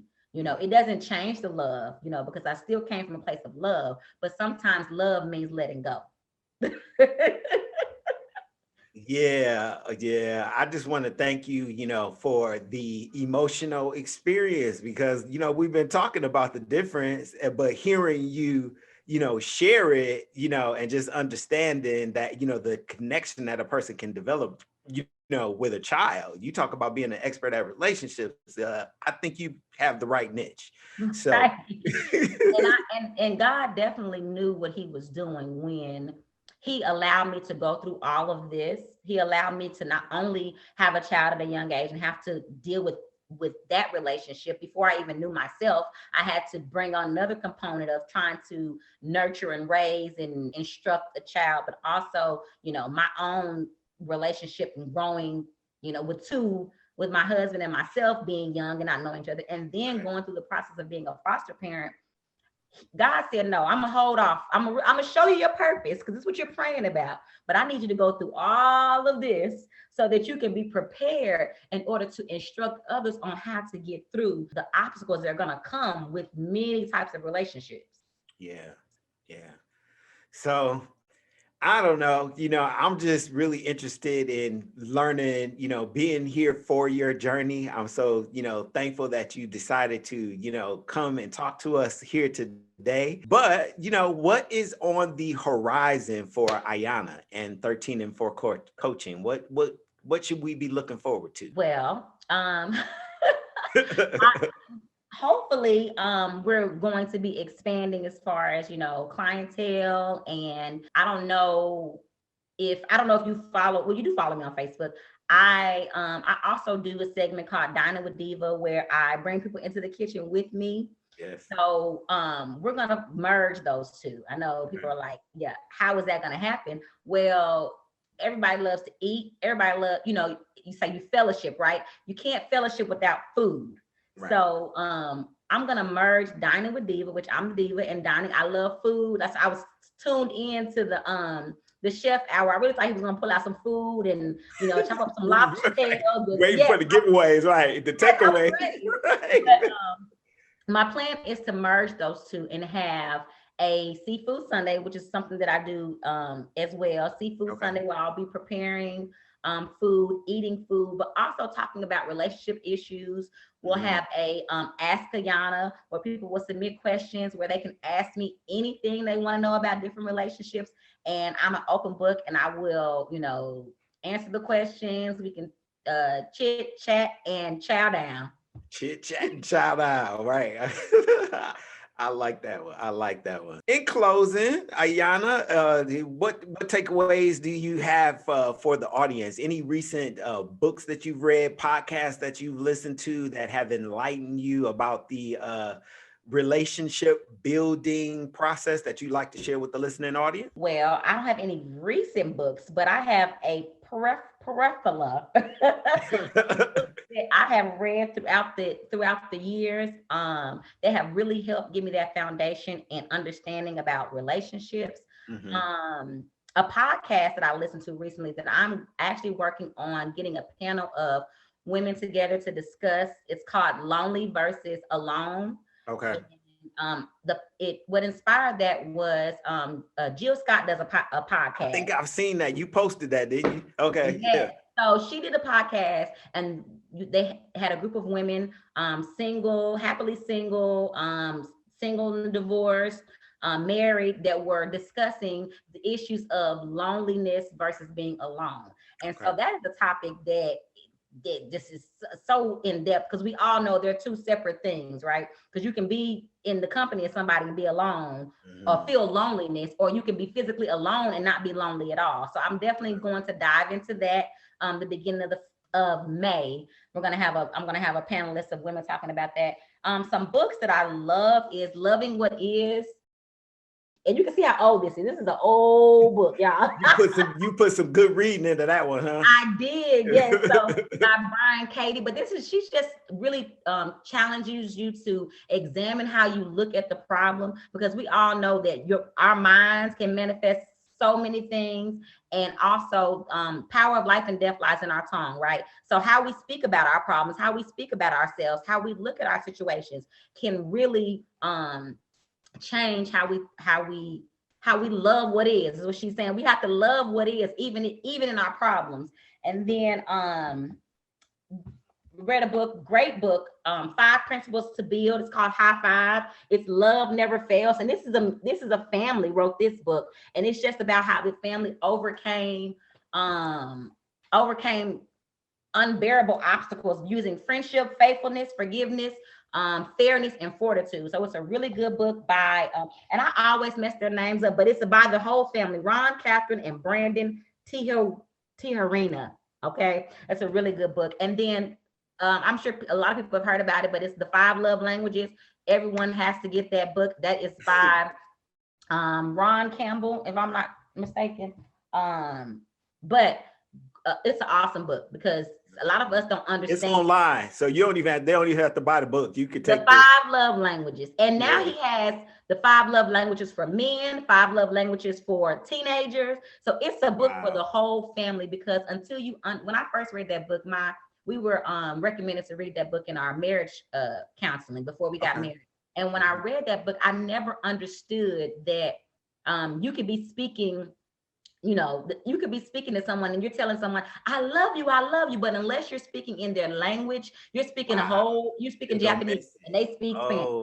You know what I'm saying? So when you learn to, in a relationship, you have to be able to, in order for the other person to receive love, you have to be able to, willing to speak in their language and learn their language.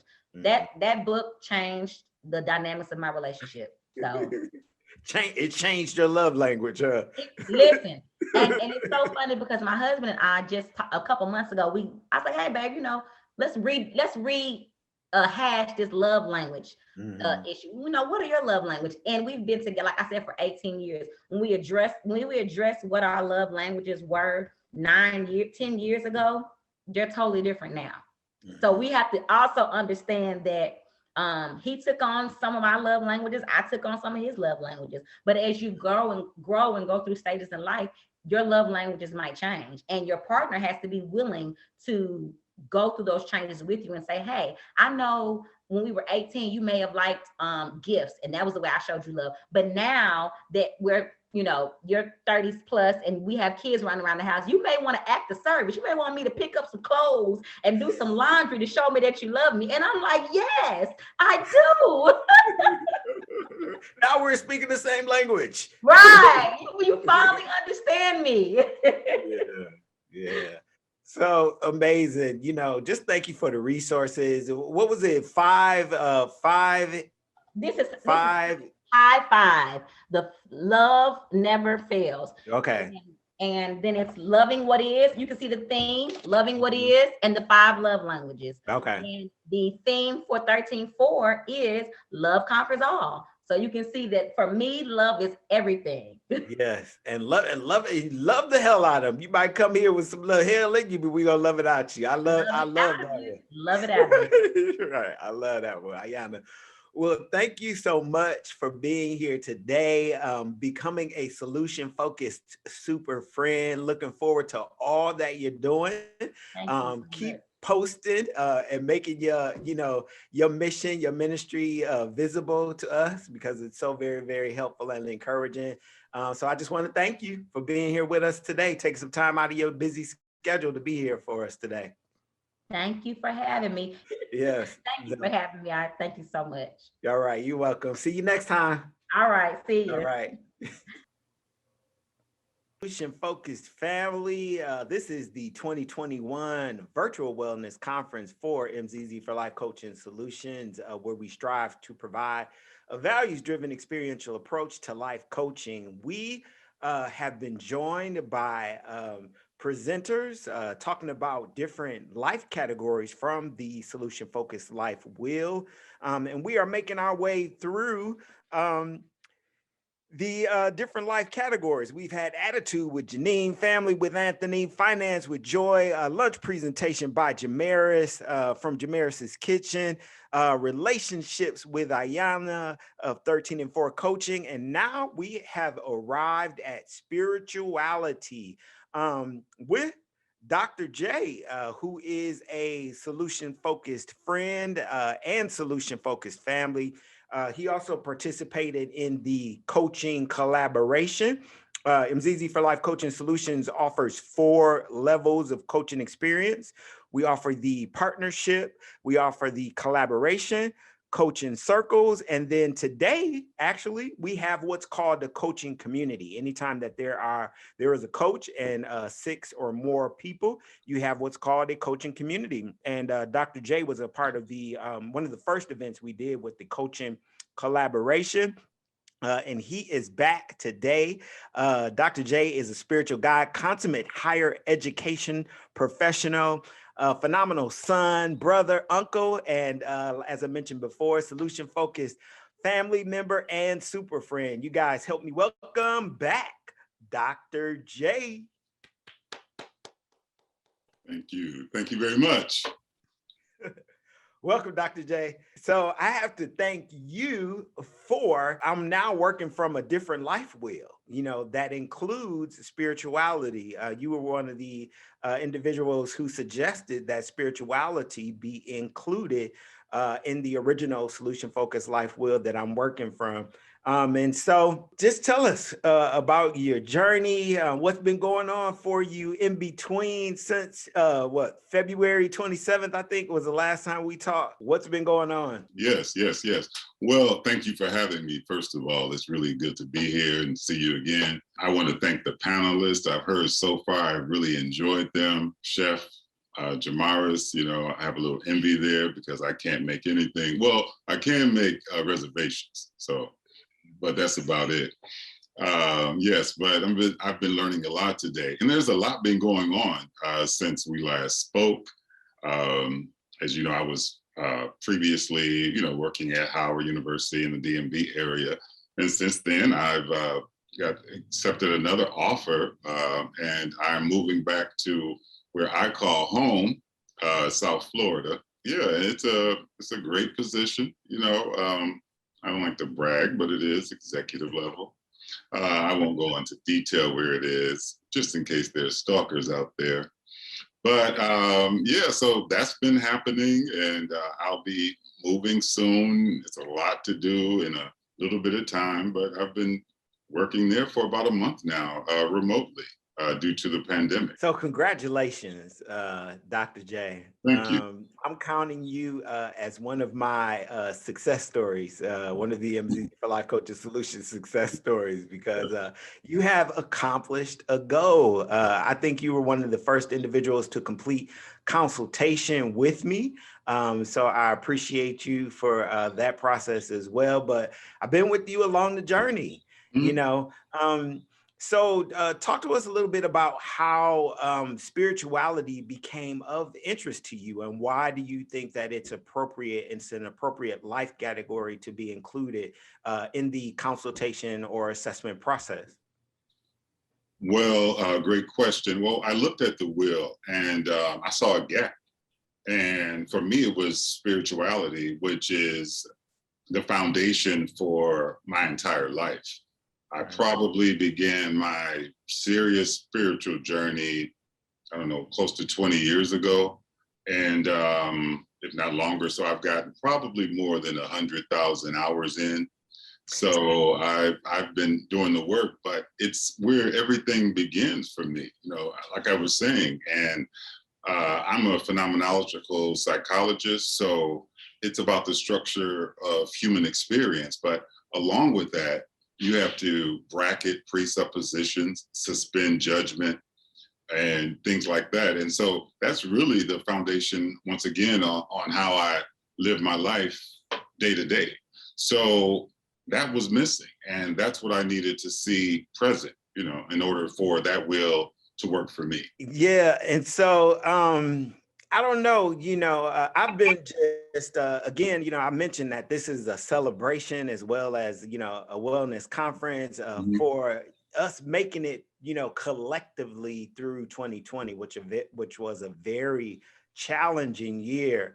Can you describe some of the shifts in spirituality or beliefs, or your how your outlook has changed as a result of surviving the pandemic, which we are still in? Oh, thanks for that reminder. Should I grab my mask? You brought up, gosh, you know, going back to 2020 is not easy. You know, Dr. Maya Angelou says, though, spiritual advancements are preceded by a fall. Be grateful for the fall. So, yeah, so for me, that's what it was, because I'm a creature of habit. So I was used to, you know, getting up in the morning, meditating and getting dressed. And in my commute, I drove to work, you know, so, you know, down, you know, into the, I live inside the Beltway here in the DMV, but driving to work every day. Yeah, so not being able to do that, not to move, not to go, be able to go to the gym. You probably can tell I work out, the gun show here. And it's hard for me to stay serious. I'll do my best during this time, but seriously, it was a lot. I had to really reevaluate my whole life because I was used to moving and doing things. I just finished up, you know, my doctorate. So I was ready to live my life. And all of a sudden I hit a brick wall just like that. I was like, so that's my curse button.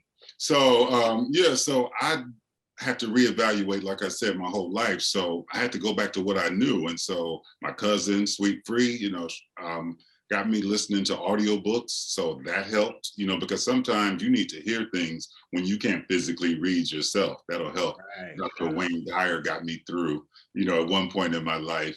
And Ram Dass became my guru. You know, I discovered his books and it helped me a great deal, you know, and that's when I realized once again that I am a soul passing through a life in which the entire drama is a script for my awakening. I'm going to say that again. Because when it comes to spirituality, you know, you can read a book, you know, and say, okay, I read the book, closed the book, boom, I got it. But these books have to be studied.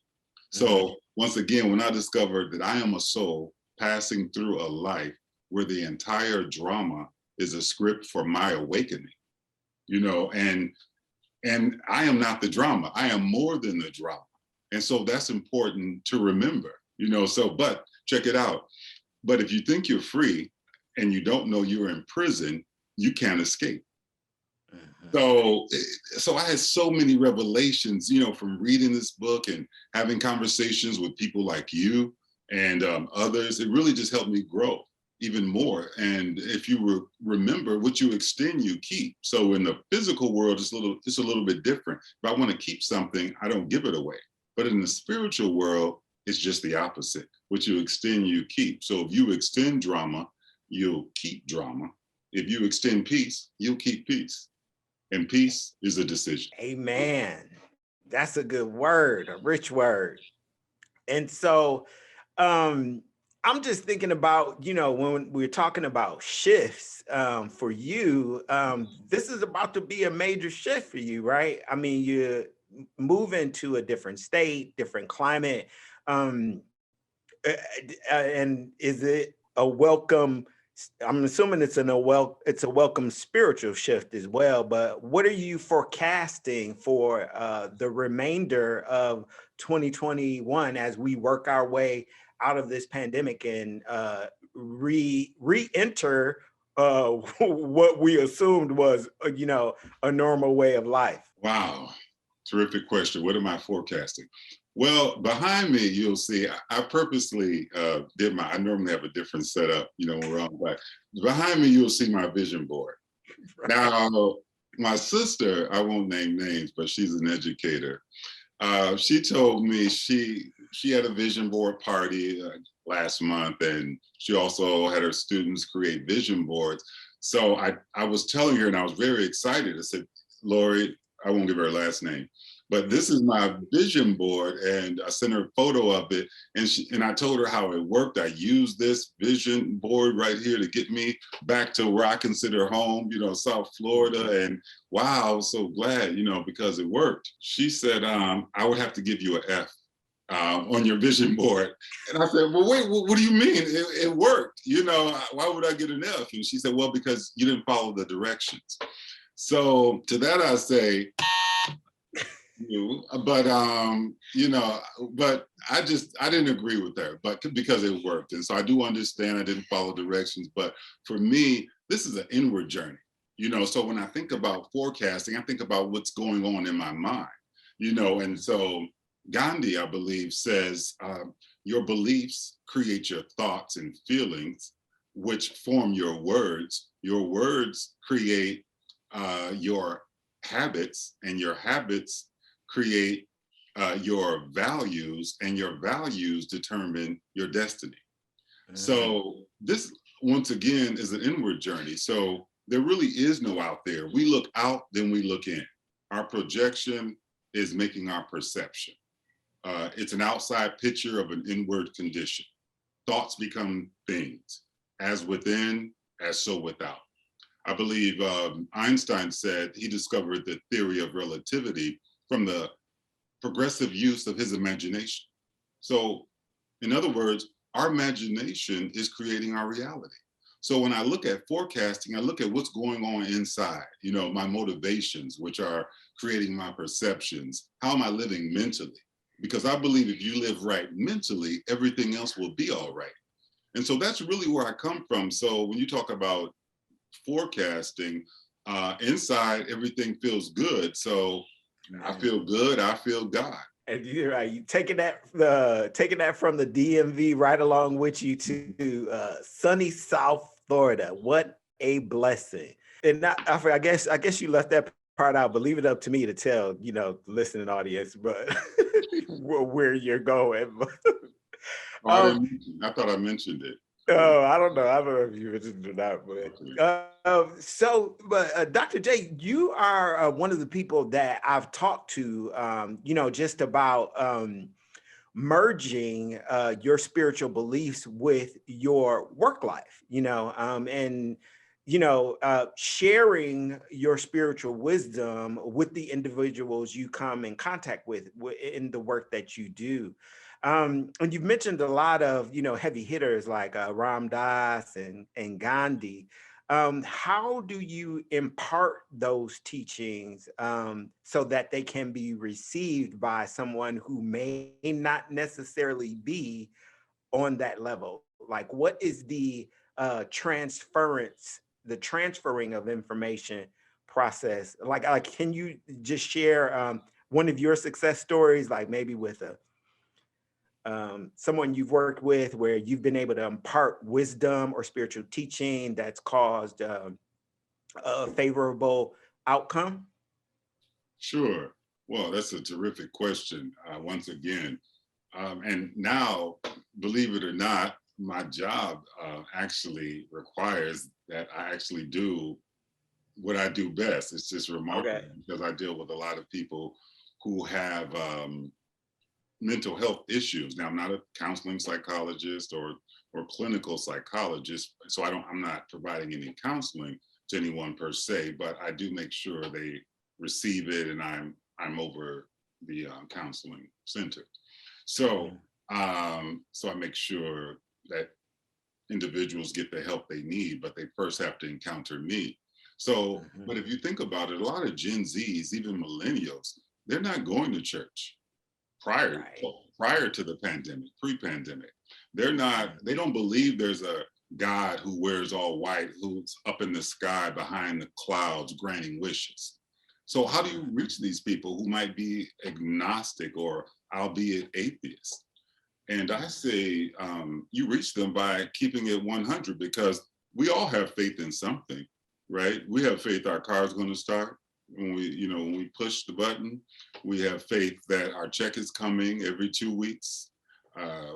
Everything around us was created by belief, right? This computer, the cell phone, that's where it all begins. So when I'm working with someone and I may not know their religious persuasion, I come at them from that vantage point about belief and faith and what that really means. Prayer is the art of believing you are who you want to be, or you have whatever it is you want to have.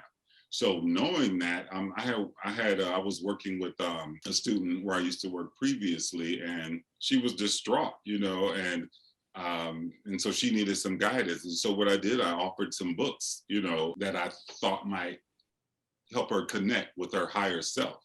And so, and it's important, that first book you read is really important, because you have to be able to comprehend what it is you read. I remember when I first read A Course in Miracles, and it's like spiritual philosophy, if you will. And it's about 500,000 words. And so, but when you read these books, if you didn't get it, it means you have to reread it and then reread it. So that's what I had to do with that book, which I still read today. So these books become reference, if you will, ready reference. But my goal in life, and it's kind of hard for me to talk about specifics so much in case I don't want you to think I'm skirting it, but privacy reasons, confidentiality. But after that, we did have a connection. We set up meetings every month and discussed the readings and things like that. So it became a relationship of reality. Yeah. And so, when you talk about, connecting with the individual, on more than one occasion and being with them along their journey, it kind of reminds me of what is done in coaching. And really, that's one of the reasons why I'm so excited, about the field, because it is applicable in so many other professions and what we do just in our daily lives. So you talked about, imparting resources, right? I've been asking everybody a little bit about the takeaways. What would you suggest for the listening audience, either to listen to or read if they are interested in, further developing their spiritual beliefs or expanding their spiritual beliefs? What do you suggest? Okay, depending on where you believe you are spiritually. And what it is you're looking for. So it's going to be an individual journey. So my journey won't be your inward journey. So it's very individualistic, but I can point you in the direction of some books. Now, the first book I mentioned, A Course in Miracles, it's not easy reading. I wouldn't suggest it for a first book, but it should be in your library. I believe one of the books I started out with years ago was perhaps The Secret. Also, The Power of Now was an excellent book. Stillness Speaks is another excellent book. 7 Spiritual Signs of Success, I believe it was. And I may have a couple of books here. This book isn't spiritual, it's actually physical. But if you want to know the truth about what's going on in America right now, check out this one. Okay. Okay. Love, I got an Isabel Wilkerson here Oh too. yes. I have that on Audible. Yeah. My mother has that physical book though. Yeah. Well, this book is next level. It's called Polishing the Mirror. Okay. That's by Ram Dass. That's a good book.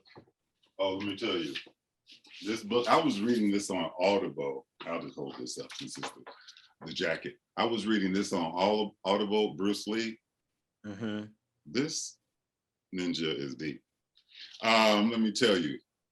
He talks about being like water, fluid, being able to bend and being flexible. Very deep. A lot of deep messages in this book. I never knew how deep Bruce Lee was until I read this book. So yeah, that's an excellent book. Being able to go with the flow. And this is another good book, Neville Goddard. This is actually 10 books in one. But one of the books he wrote is called Your Faith is Your Fortune. And that's real talk. Your Faith is Your Fortune. An excellent book. And what is faith but daring the soul to go beyond what the body's eyes can see? And so the book by Bruce Lee, was that The Warrior Within? Yes, The Warrior Within. Mm-hmm. All right. Yeah, excellent. All right. Well, really cool. You are also an author.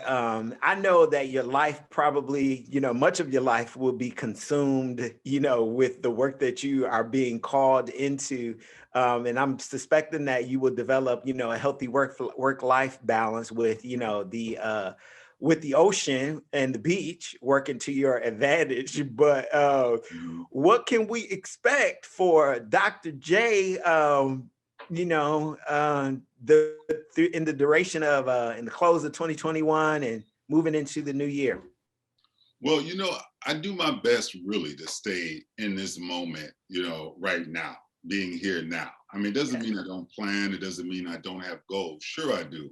But many of us focus on so much, like many of my friends and family members, they focused on getting a job, making a lot of money, et cetera, et cetera. And my position is don't focus on money, focus on success. Success means different things to different people, of course. For some, it means being able to spend valuable time with family or being able to travel. And of course, for some, it might mean making 6 figures or 7 figures. So, but whatever that is, but then what about your personal growth? What about your spiritual growth? Because then you get older and you realize, whoa, I'm not happy. How do I find joy? How do I find peace? So I say, my goals for the future is, again, to have peace, compassion, love, wisdom, all these things being a part of myself. So, because nothing that comes and goes is you. So these physical things, whether it be a car, a home can burn down. A car can crash and burn. But, a job can be taken away, but then what do you have? What do you have in the end?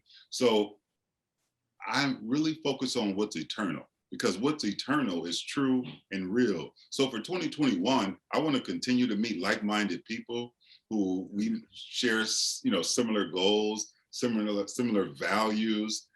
In my circle, have these type of friends because they help me grow and they help me develop. So those are the things that I really look for in 2021. Amen. Amen. And Ayanna said, focusing, give her what is eternal. And absolutely, I agree. The spiritual, right? Not always, what we can touch or what always costs the most. Yes, definitely. Definitely. I definitely agree with that, Ayanna. I really enjoyed hearing her speak too. I really did. Absolutely. So great energy. And I was not expecting to become emotional. I needed that moment as well. So yeah, Dr. Jey, just thank you, for taking the time out to join me, join us once again. Are there any closing words, words of encouragement that you would like to leave with the listening audience before you go? Sure, definitely. I have a testimony. I was living in South Florida, and I decided I needed to leave. There was a lot going on with me emotionally and personally, so it was time for me to go. But I knew there was only one other city that I would consider living in, and that was DC, or the DC area. So that's where I put all my cards. And when I say cards, I mean my faith. So I went to bed every night sleeping in DC, and waking up in DC. And so I got an offer in DC, one I couldn't refuse. So I moved here strictly on faith. There are 50 cities here, right? 50 states, and I had one focus, and it's wherever you focus your attention. That's, you have to eat it, you have to sleep it, you have to believe it, you have to dream it. All these things are important. And so now when I got ready, I was ready to leave DC. I didn't want to, I knew I wouldn't be here forever. I didn't want to buy any property here. And so South Florida was the only place I wanted to go back to. And so I applied for a job in South Florida. And let me tell you, South Florida, I stood in front of my vision board. And I said, I'm ready to go back home. This is a true story, by the way. I said it with fervor, though. I said it with passion. I'm ready to go back home right here at this desk. And sat down. About an hour later, looked at my phone. I had a voicemail from the employer I wanted to work at for an interview. On the same Won't day. he do it? Won't he do it? So yeah, so my point to that is you better believe that you have the power. The power is within you, and it starts there. So I know we hear a lot of the times, and I think Wayne Dyer said this, many times we say believing, I won't see it till I believe it. But let me tell you something, you got to believe it before you see it. So it's the opposite is true. I will believe it first, then I will see it. So that's the truth. So, and another quote from Wayne Dyer that I love is that if you change the way you look at things, the things you look at will change. So that's my testimony, and that's what I want to leave you with. And so this is my passion, this is my love, and if you awaken today to the truth about what it is you really are, then this is the day you will begin again a new life, brand new, and experience a new heaven and a new earth, which is also a great book. Wonderful, Dr. J. And I guess what I got from it is what you bring your awareness to, or what you focus your attention on, is what will materialize. Exactly. Thank you so much for sharing your teaching. We hope to see you more, either, on video, definitely back here again with MZIZI4LIFE Coaching Solutions on some platform or format, because you just have so much to share. You always make yourself available, and I'm incredibly appreciative for that, and just looking forward to what will materialize for you once you arrive at sunny South Florida. Glad your wishes, your desires have come true. Congratulations. Yes, thank you very much. And I will catch Gigi in the reruns because I missed the show, but I have to hear what she had to say. Thank you for having me. Peace and blessings. All right, you're welcome. Peace and blessings. So some words of encouragement, spiritual enlightenment by Dr. J. We are moving forward with our next area or our next life category, which is career. And man, this young lady, wow, I can't even, introduce her and give you, I don't have the time to give you the totality of what she has done and what she does. She is also responsible for the production of this event. The webinar production is being provided by Being Perfected Assistance Service, which is one of the many things that Lahesha Williams does. She is a state title holder, pageant state title holder for the state of Illinois. She is a digital and computer guru. But we have her here today just to talk a little bit about career as an area or a life category on the Solution Focused Life Wheel. So you guys help me to welcome Lahesha Williams. Hello. Thanks so much, James, for welcoming me. You're welcome. And so, Lahesha, like, I'm gonna be off script a little bit. I know we've been I sent you the questions, right? But I really just wanted to tell everyone how I met. Now, I, met Lahesha. I knew nothing about computers in 2006, 2007. And Lahesha was the manager for a program in Chicago. And it was called IC3. And so I signed up for this program, and the next thing I know, I completed the program and Lahesha hired me as a computer instructor. And my life, my career changed as a result of that job. And so I developed the email address. I didn't have the email address. I learned about jump drives, how to transfer files, all because of this program that Lahesha was managing. So, but since that time, Lahesha, you have become an entrepreneur. So tell us a little bit about your career journey. Oh, it's been full. I started, I like to begin with the story that I dropped out of high school, made the wrong decision, definitely in haste. But I dropped out of high school in my senior year. And I dropped out because they told me that I was not going to be able to walk across the stage because with my graduating class, because I was short a half of a credit. And I thought that was so unfair. And being the type of person I was back then, I just dropped out of school. I had it in my mind that I was going back for my GED. Such craziness, such a crazy decision that now I could look back on and really track the progression of my career from it. And I say that now leading to when I'm from Chicago, so born and raised from the west side of Chicago.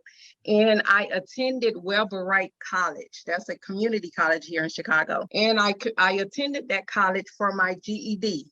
And with the sole purpose, because they had a GED program that will allow you to walk across the stage as if you were attending a graduation ceremony.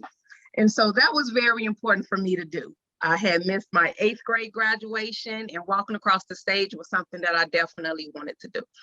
And so I went and graduated through the GED program.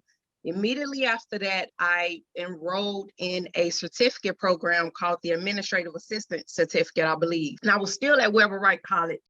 And I had an instructor. We were going toward the end of the program. We were getting ready to finish the program. And one instructor, her name is Brenda Wilkinson. I'll never forget her, right?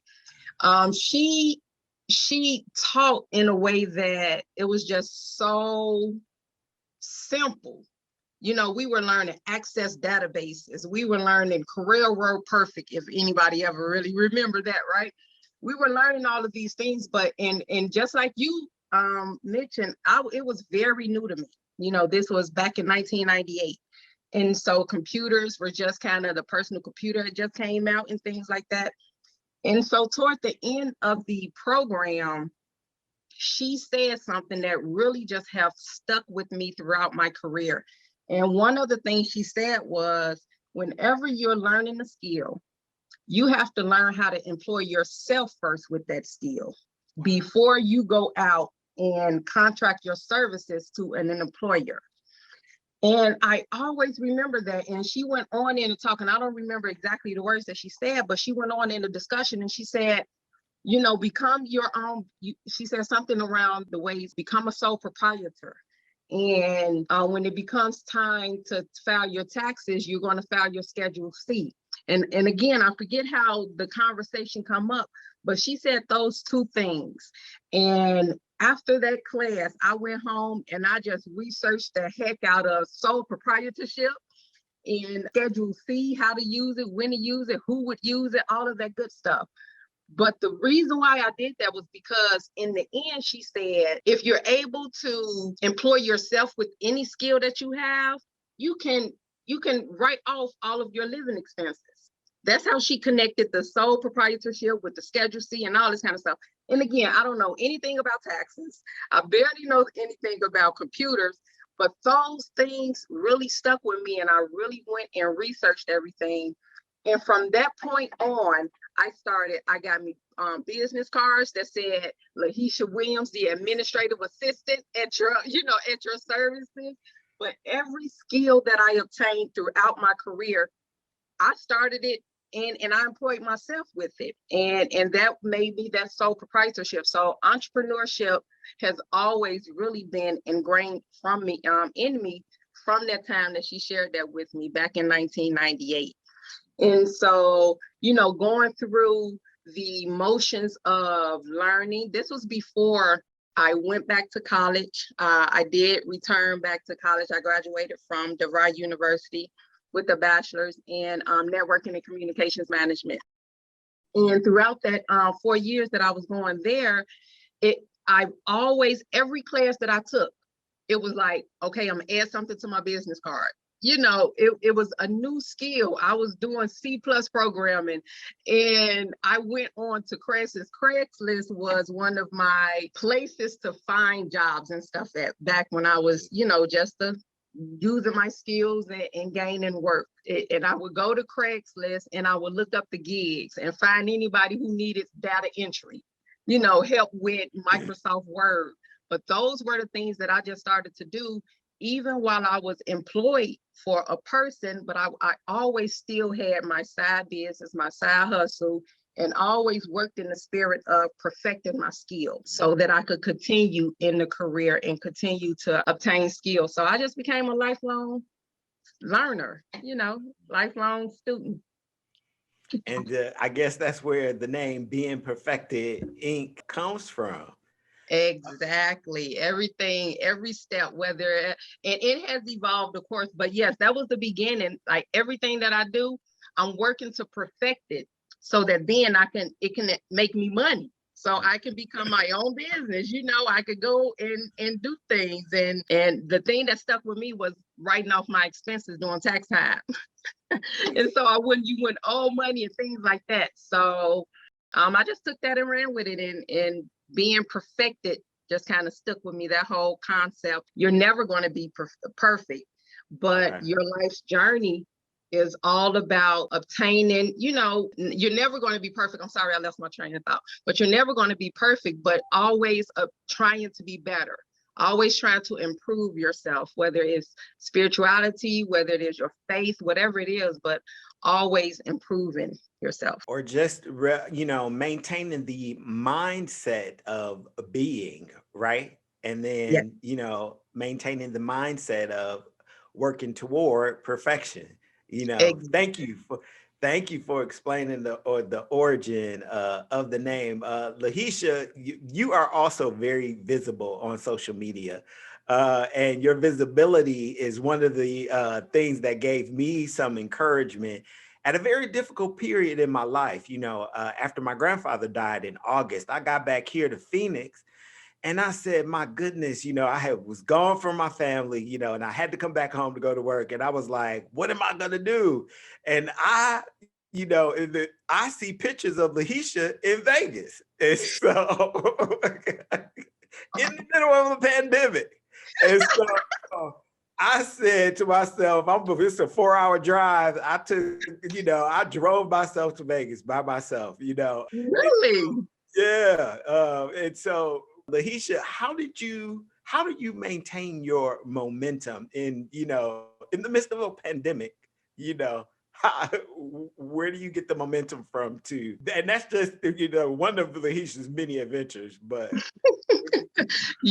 I'm sorry to interrupt you, but for me, keeping the momentum, I am a person that's full of faith. I am Christian. I live my life in that type of way. And so when I don't have the answers, I'm always just kind of, okay, I need to sit down somewhere and be still, and that was one of those things during the pandemic, because it really, of course, it caught all of us off guard, but I was positioning myself to move to a different city, a different state. I was going to move from Chicago. I had ended my lease correctly. Sometimes we just leave, but I ended my lease correctly 2 months beforehand. I sold all of my furniture and things in my home. I was ready to go to Atlanta. I was going to be moving to Atlanta, and my lease was up in March. And so come the pandemic, when everything stood still, no flights and everything, I was like, okay, we're going to get through this in about a month or so. And when it still didn't change, I really just felt like in that moment, God was telling me that the move in that time was not what I was supposed to do. Oh. Mm-hmm. And I took it hard, of course, because I'm definitely a person of faith. I'm definitely a person of prayer. And when you have that relationship, you're like, well, Father, I thought that we was tracking. I'm doing all of this. I'm on my way there. Exactly. I'm like, I thought you were sending me, in that sense. And then when everything stopped, I'm like, okay, so I was totally off, and so in that moment when it first happened, me and I don't know if it was insecurities or what, it was just like, well, maybe I didn't hear. Because of course you saw this coming, Lord, and I had monies tied up over in Atlanta, everything. I had nothing here. I had ended relationships here, sold furniture, everything. And it was just like, okay, Father, so now I feel like I'm stepping back. And so emotionally, it took a toll on me first. And the only way that anybody could really deal with it was prayer. And so really just being still and listening to God, regardless of the chaos that was happening, and just really just standing still. But through that, an opportunity came for me. It was, I have been working from home, or I've been a mobile worker. I've been a remote worker. I've been, what are we calling it now? A virtual worker. I've been working from my home since 1998. Ever since I obtained the skill and I started working for myself, I became a mobile employee of anything or whatever the skill that I was doing. And so I started with a company that I've been working with for a good probably 6 years now. And I started, it was all a virtual position. It was a remote position. And I was doing basically just finance administration for them, bookkeeping, AR, AP, and things like that. When the pandemic happened, they reached out to me with an opportunity about the virtual producing. They're a large training company. And so they reached out to me. They do my background with technology. And they just kind of reached out to me. It was like, what do you think about this? Like, what do you think about this project? I was like, well, I think it could be done. We could use Zoom and things like this. I gave them some suggestions and things like that. Of course, they came to me because I have technology. And because I have my technology background. And so I gave them some consultations, and what I heard from the conversation was they was going to go out to Upwork. And if anybody is familiar with Upwork, the Upwork platform is where you will hire people to kind of do things for you. And so they had mentioned that they were going to find some people from Upwork to do the virtual producing. Well, when I heard that, I was like, well, I could provide that service for you. I just told you, we could use Zoom and this is how it can happen. And they just asked me to put something together and show me what they needed to be done. And from there, since the pandemic, I've been a virtual event producer for this training company.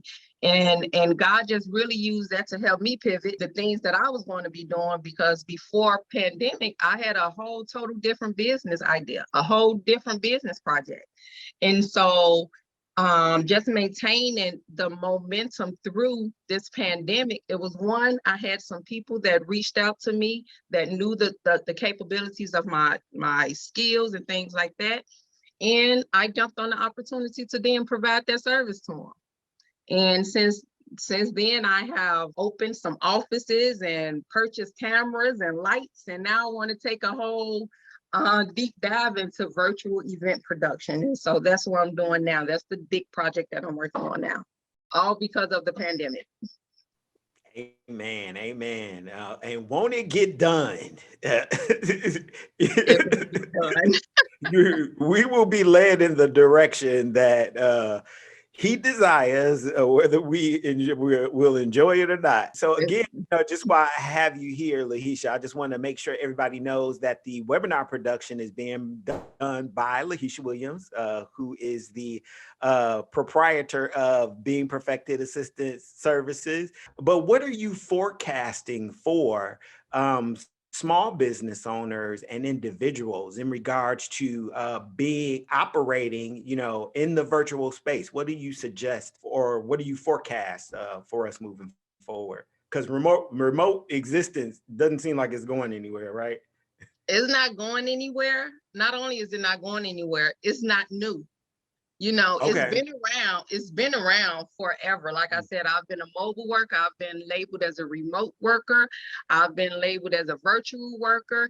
And so it's not really new. I think it's coming to stay. I think more technologies will definitely rise. We didn't hear much about Zoom. It's a tragedy what happened with Skype. From what I understood, when I used when I was doing virtual events for the other company, we started with Skype. And with the pandemic, Zoom has really taken over. So the increase of technology companies that are able to provide services where you can do things like this and stream and hold webinars, broadcasting software. So everything technology, of course, will be on the uprise. But not only that, I think the emotional part that we have detached from our careers. But I get to thinking about when we go into the workplace, how we are our career people in the workplace, in the office, right? And when we go home, we're different people. Well, what the working virtually has opened up is now I'm looking into your home. I can see plants that you have. And when things happen, and if it's a school time, I see children running around the house. Maybe they're doing virtual learning as well. And so a part of that is we have to be a little bit more welcoming. We have to share probably more empathy with people, because technology issues will happen, as we experienced earlier. But everybody is just trying to wrap their head around all the technologies that's being introduced to us now, and also how to still kind of maintain a private life, right, outside of allowing people into our homes. We have our children peeking on the cameras at times and things like that. I run some type of webinars where you have children just coming on the computer and things like that. So you have to be just kind of open to whoever it is, your audience that you're sharing with, and just kind of make sure we leave room for people to be a little bit more, to share a little bit more of our lives with each other. So it's not going to be possible. You always used to hear the saying, don't bring your personal life to work, leave your personal life at home. Like, that is going to be a thing of the past as we start operating more in this virtual space. Exactly. You have people that likes to spotlight their pictures, their family pictures. You have people that probably just want to be in a room and don't have no personality to their office. So you're going to have those mixes of people that you see and that you engage with, that you're going to probably have to share a little bit more about who you are, and really to kind of bring them in. It's one of those things that you do when you're on virtual, right? You're not all the way serious, but you kind of open it up to be more friendly and just freer. Right. So tell us a little bit about DIY entrepreneurs. Did I pronounce that correctly? What is the vision for DIY entrepreneurs? And can you tell the listening audience a little bit about that particular project? Sure. Thanks for asking. The DIY Entrepreneurs is my newest project that I'm working on.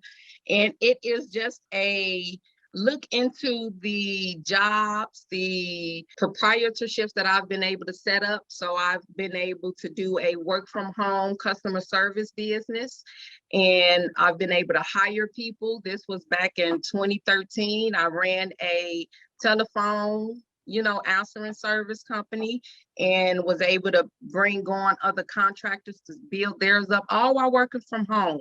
And so what I'm looking to do with the DIY Entrepreneurs platform is to really engage those people who may have been very career-minded and career-focused pre-pandemic, and now they're kind of opening their minds to becoming entrepreneurs and kind of embracing a second business or something like that, maybe even while they're still working their way out of corporate, but being able to be a platform and a resource for people where entrepreneurship is very new.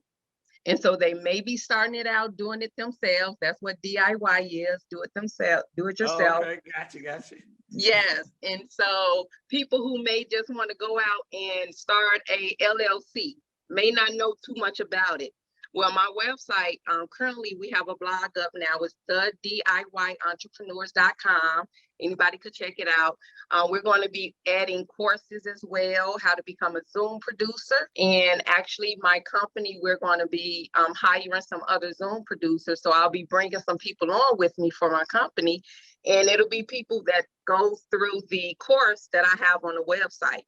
And so that's just one of the courses, but a lot of the courses that I'll be sharing will be those courses or those jobs that has really kept me through the last 10 years and perfecting assistance services. And also with that, I want to start a podcast for the DIY entrepreneurs. And right now the concept is the podcast for Chicagoland entrepreneurs. People who have done it themselves. We like to say who got it out the mud, who just kind of did it as a side hustle. And now it has propelled them to, now they have a business with office space and things like that. So I really want to have a podcast that will interview them, that will kind of give us a blueprint, show us how they did it and what were some of the challenges, what were some of the solutions they provided for those challenges, and just kind of showcase and tell everyone what they did to go to that next level. Yes, that sounds like a lot to offer, and do it yourself. I didn't, thank you for letting us know what DIY stands for. And so honestly, you just answered, the final question that I, have been asking most presenters about, what are the takeaways? But is there anything else that you would like to share with the listening audience before you close in regard to career, stepping into entrepreneurship, the use of information technology to advance a business or career agenda? I would like to share just one concept, that there's no way I could have done this on my own. And so I don't take lightly the people who have helped grab me by the hands and pulled me along the way. There are some very instrumental people in my life that really just kind of helped me. Two of the types of relationships that I like to hold are relationships that will, one, propel me to a next level, and another type of relationships is the relationships that will sustain me in the level that I'm at.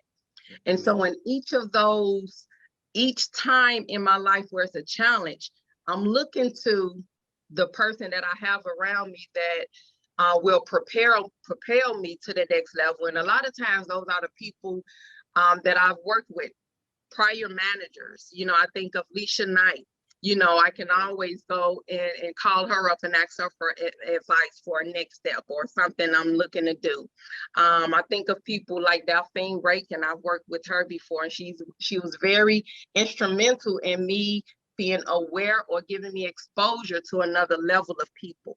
And so you always want to keep those people that are kind of ahead of you in a relationship type of engagement. And then the other people that help sustain me. I think Tamara Springle, and I say these names because I haven't really had a chance to thank them personally, but Tamara Springle, she was the person that I worked with, kind of like you. I think I was a manager of hers. Mm-hmm. And we worked together. And then she reached back when she graduated. She was an intern for the company that I was working with. And she reached back when she graduated. She reached back, she heard about my business. She knew I had a business, and she reached back for the company that she was working with. She said, well, I know somebody that does this from home and we could hire them. And and that's the company that I'm currently with. This was way back 6-7 years ago. But because I maintained that relationship and we really developed that relationship, we're still in contact and we're able to take on new projects together. And I'm able to call Delphine. I'm able to call Leisha Knight. I'm able to call Brenda and just be like, you know, I have this thought. What do you think about it? And they're able to give me those, the advice that I need to hear, you know? Okay. And so I just leave with that. I always try to develop relationships as you go through the career, not just because you have to work with that person, but definitely look and see what type of attributes they have and see how you can develop that long relationship with them that will help propel you to the as you continue to grow level and level from level to level. So Yeah, two things, sometimes people live from, tragedy to tragedy, but that's not all, doesn't have to be the case. You can live from triumph to triumph too, right? yeah, And then the second thing, you just talked a little bit about the importance of, it's another aspect of coaching that is applicable in so many other areas. You talked about the importance of the accountability circle or the coaching circle, always making sure that you have those resources or those people in place that you can go to. You said either sustain or I forgot, propel. propel you, right? Yeah. So man, thank you so much, Lahesha, for being here throughout the course, the development of the MZIZI4Life Coaching Solutions. You are a consummate resource and professional. I'm just looking forward to the outcome of this particular production. So you guys stay tuned for all that Lahesha Williams is doing and the resources that she provides in so many different businesses that I can't even name, but the one that, I can resort to immediately is webinar production by Being Perfected Assistants and DIY Entrepreneurs. You guys help me to thank Lahesha Williams. All right. Man, I am motivated. I am definitely encouraged. This is not just a virtual wellness summit, but a wonderful an extraordinary woman summit. We've just had some rich testimony and information, resource gather and share by the ladies here with us today. And I'm just so incredibly thankful. And all of them have provided some information to help me push this particular initiative forward, which is MZIZI4Life Coaching Solutions, where we work to provide a values-driven experiential approach to life coaching. If you're just joining us, we're going to keep this thing moving forward. We are wrapping up. We have our second to last presenter, who is Tawanda Tyler Frazier, and she is going to be interviewed about social life. And as a life category on the Solution Focused Life wheel, this young lady is a author, right? An evangelist, mom, an incredible family resource. She is an incredible family resource. She is making her debut here as a solution-focused family member and friend. You guys help me to welcome Tawanda Tyler Frazier. Thank you, thank you, thank you. Thank you for having me on. It was really an honor that you wanted me to participate in your panel. I enjoyed all of the panelists from this morning on, and I just realized that everything that all the panelists talked about kind of goes into social life. And so, yeah, it's a good connection. So, Tawanda, I invited you, you're also a member of Sigma Gamma Rho, right? And yes. You are incredibly involved, very well connected. And so that's why I wanted you to, come on. I was thinking to myself, like, who can I bring on to talk about, social life? And the Lord said, Tawanda. And so how did that become, a value of yours? Where do you get the momentum to remain connected and social? First thing you have to do is you have to figure out what kind of person you are. Are you an introvert? Are you an extrovert? What kind of hobbies or interests, things that you want to experience or explore? I consider myself to be a social introvert, in that I like social gatherings, but I like them on a more intimate level. I don't really like crowds, but I like meeting people. I like trying new things. And that's kind of like what I figured out about myself.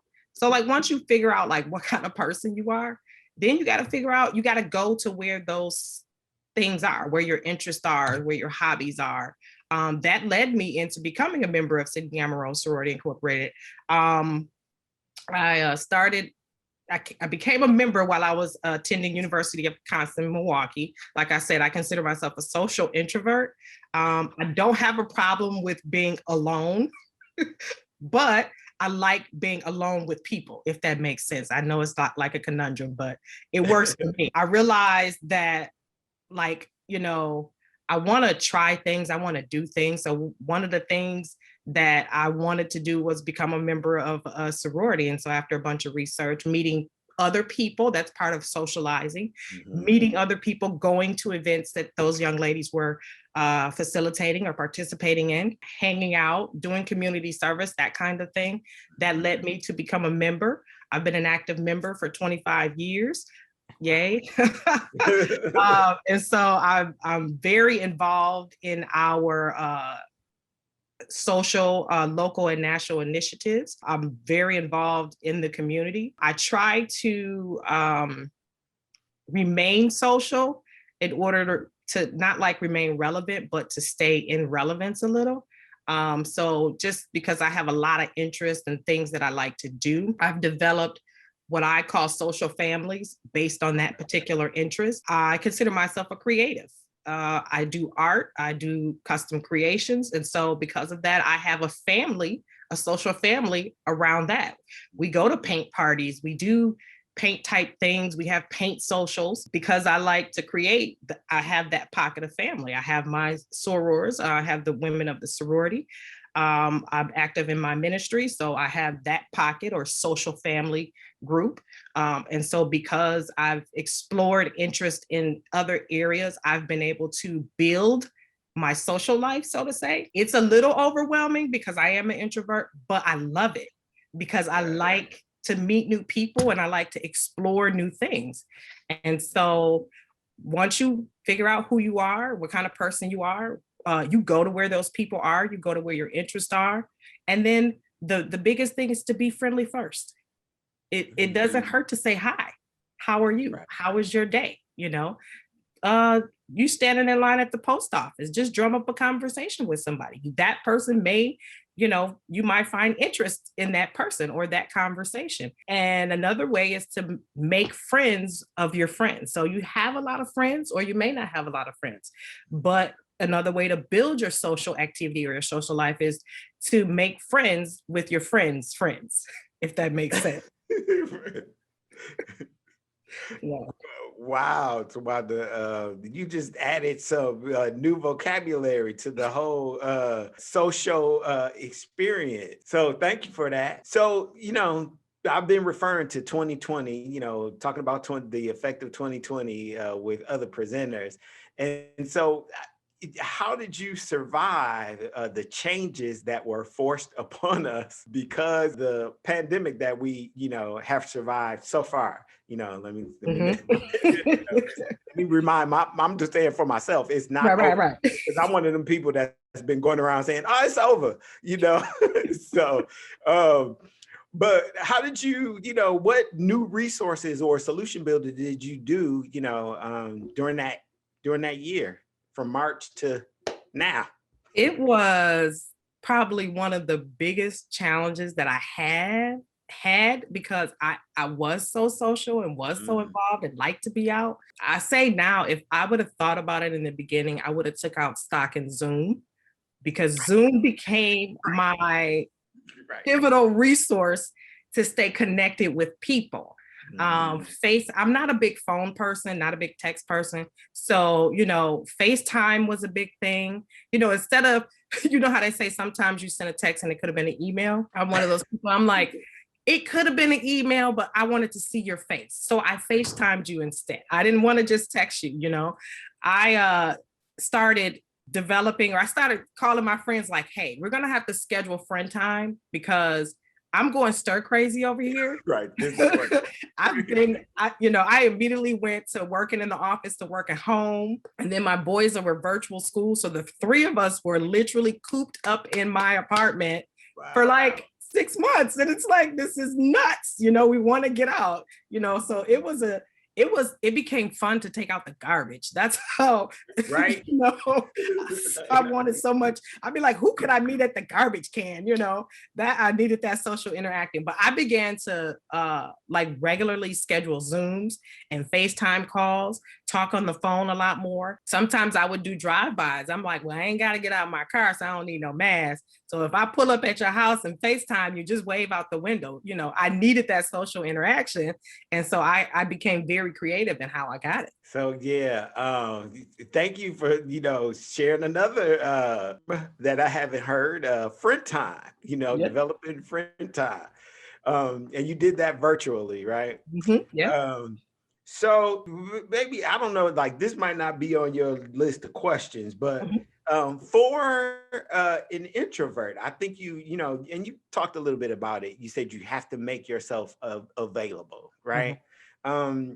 So for a person who is interested in maybe, who maybe once was an introvert and maybe they discovered that as a disadvantage this past year, what other resources can they consider, or do you consider in the process of expanding your social life? Another thing that I've done is I've looked in the community. Everybody has a community resource book or rec department book for their local community or extending communities.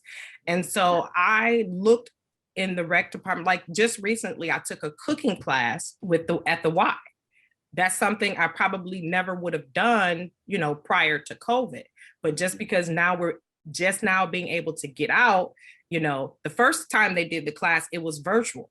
And I was like, oh, okay, this is different. They send you a list of all the ingredients, you get everything you need, and you have the class. But the second class, we were actually able, to go to the Y and participate in this class. So I think finding out what's in your community, and just kind of saying, okay, I'm just going to do it.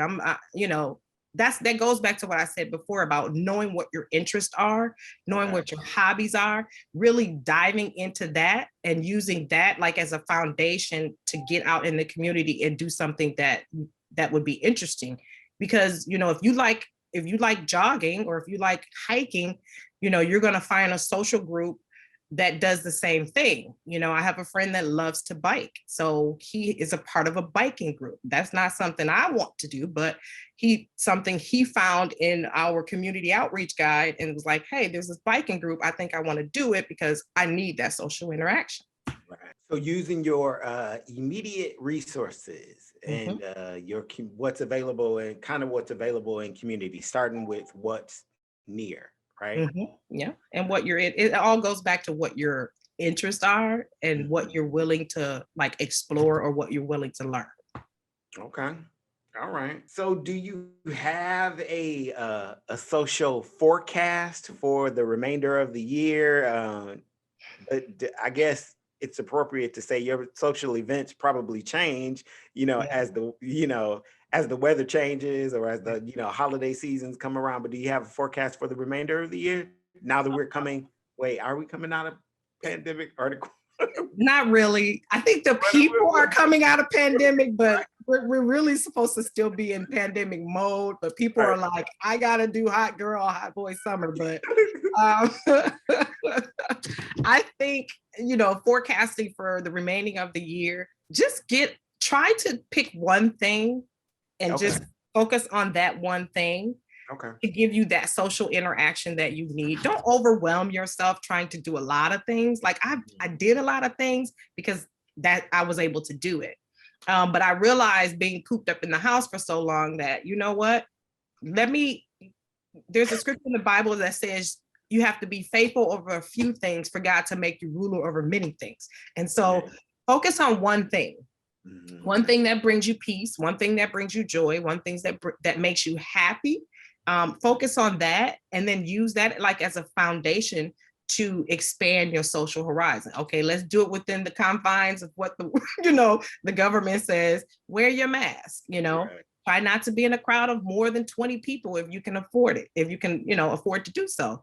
But yeah, try to focus on one thing and use that as a foundation and build from that. As we're able to, as the world begins to open up, then, start adding more things to your repertoire. Start doing festivals, which I'm gonna miss because there's no festivals that are gonna happen this year, but hopefully, go to movies. They're finally starting to open up a lot of the movie theaters. So see a movie. You may only be 10 people in the theater, but at least you can do that, So try to focus on one thing and go from there. So focus, right? Focus. And I guess it's kind of okay to get out, but just make sure you practice your PPE precautions. Right. Right. Yeah. Wear your mask, stay 6 feet away from people, wave at the people. Right. There's a lot of people that are going to be out in parks and, out at the lakes and all that stuff. But if we just, do what we're supposed to do, I think it'll be a lot easier to come out of that transition when the time comes. Yeah. And so I didn't realize that we're kind of like in limbo until I just said it with you. Like, wait a minute, are we out of quarantine or are we in quarantine? I mean, like, so what's going on? But Tawanda, like you've done just a lot, you had a planner, I think, both for men and women, right? Mm-hmm. Was there another work that you did? I actually have quite a few that to the pandemic. It caused me to kind of sit down and focus on some of the things that I just wanted to share with people. I wrote a book. Well, I have a planner called The Journey Through Prayer. And it basically just helps you. This is it right here. It helps you to develop a prayer life. Some people, think that there's a particular way that you're supposed to pray or how to pray. This is basically saying, hey, I can help you develop a foundation of prayer and make it, that relationship or communication with you and God. I also have another journal called Walking into a New Season. This is to help you walk into whatever new season that God is having you to approach in your life. A lot of us, many of us know what our destinies are early on, and some of us are still trying to figure out what that is. And I believe that this resource will help you to determine what that is.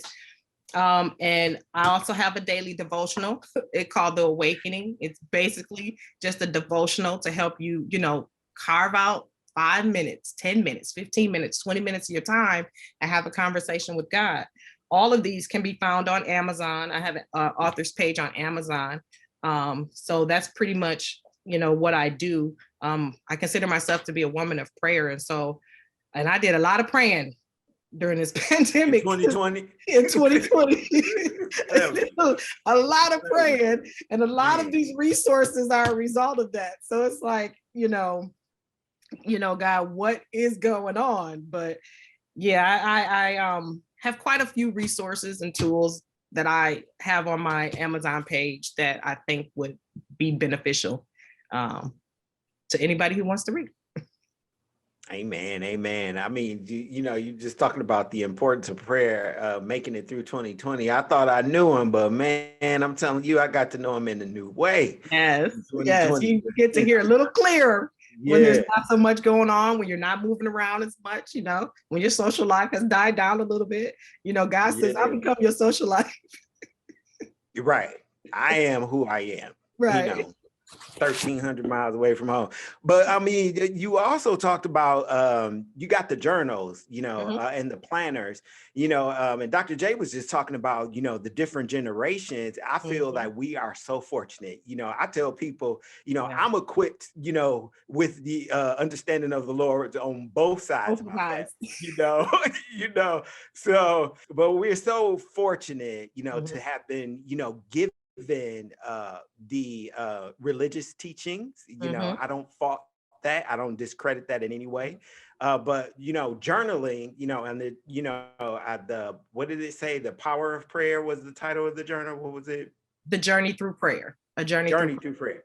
Yeah. So, I mean, like, just, you know, Dr. J saying that some people don't know anything about how to develop a relationship, you know, with, you know, whatever spiritual course they're on. They don't know how to develop that relationship. So that journal really is instrumental for, you know, for people. So thank you for providing that resource.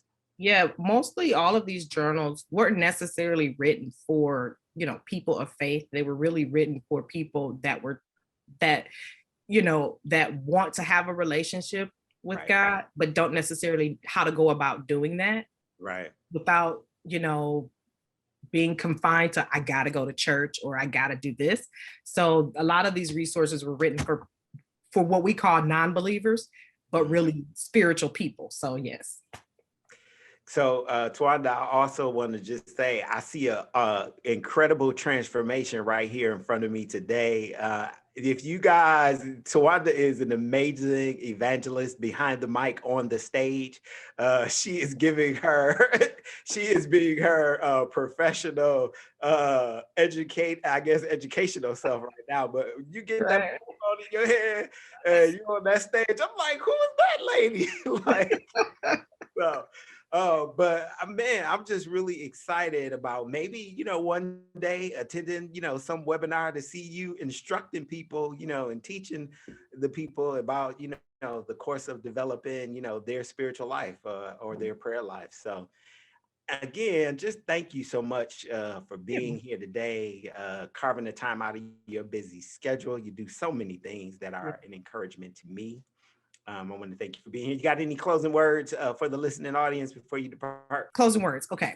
Don't take relationships for granted.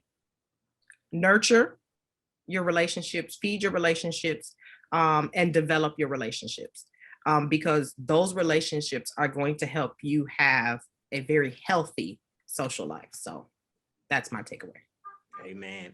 Amen. So I don't know. Hopefully I'll get to have you back maybe next year. I would love it. I would love it. Yeah, I want to, you know, I want to be able to get an endorsement and go to some tropical location and have a wellness conference.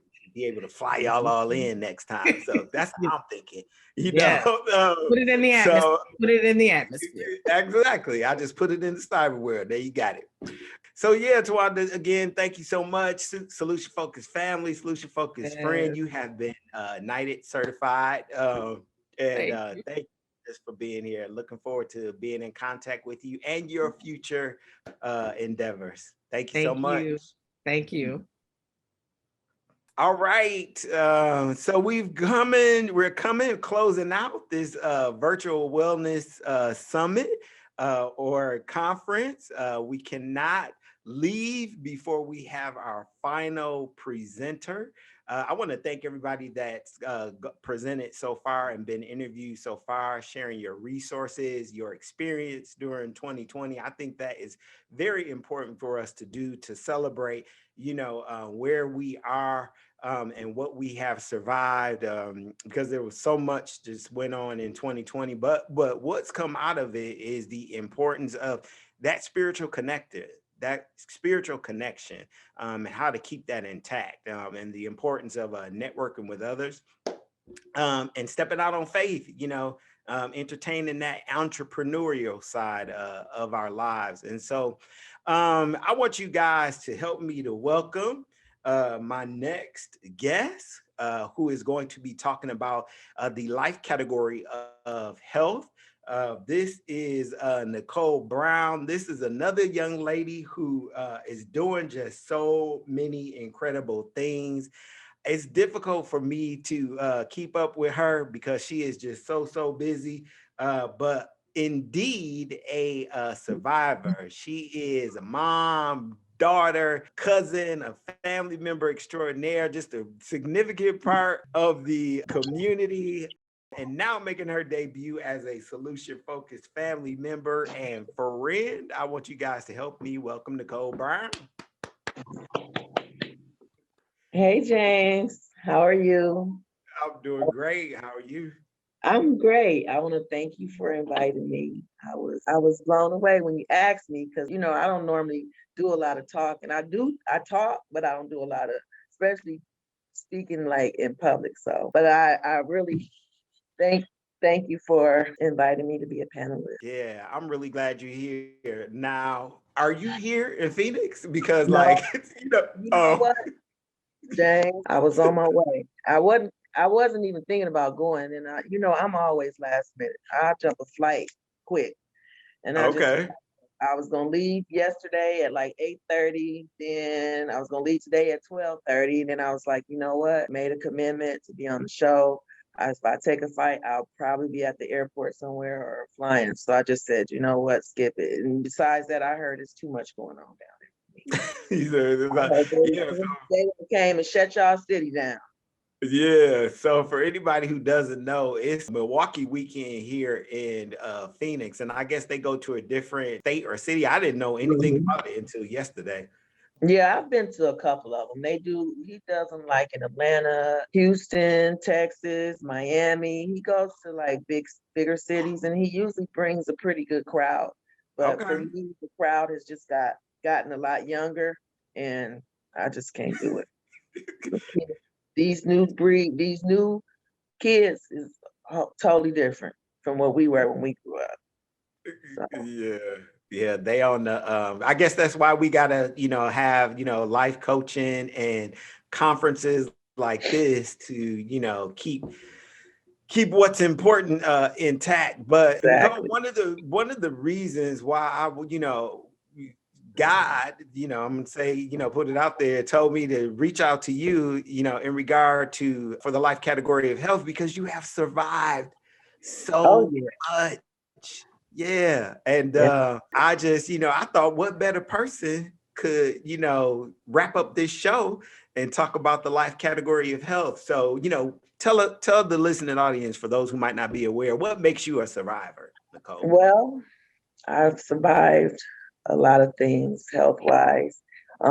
It started back from coming into this world, actually. Um, when I was a baby, at 3 days old and 3 months old, I had a bowel obstruction. So I had surgery for that. And on through my younger years, I didn't have many health problems as a kid that I didn't know of. But I ended up at 19 finding out that I had end stage renal failure and that 70% of my kidney function was gone. And I'm like, how? Well, come to find out, I had hypertension as a child and it never was picked up.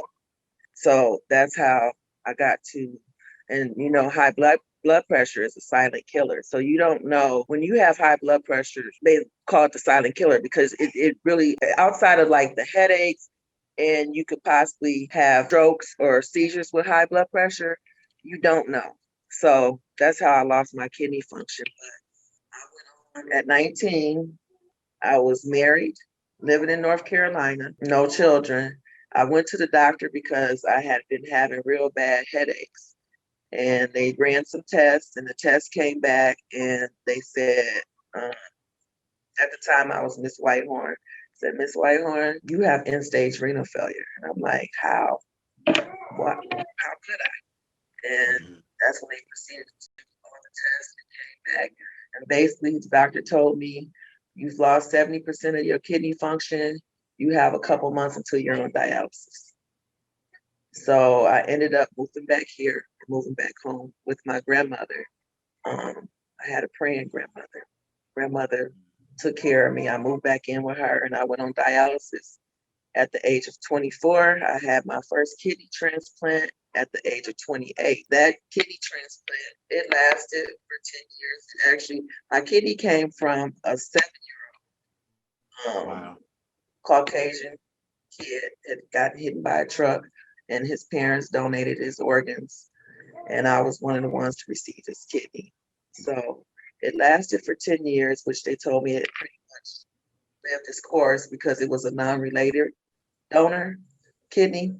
So I went back on dialysis right after that, and I stayed on dialysis again for another 4 years. the time that I was going through my dialysis the second time, it was a lot harder because I was a lot older and I had more health problems.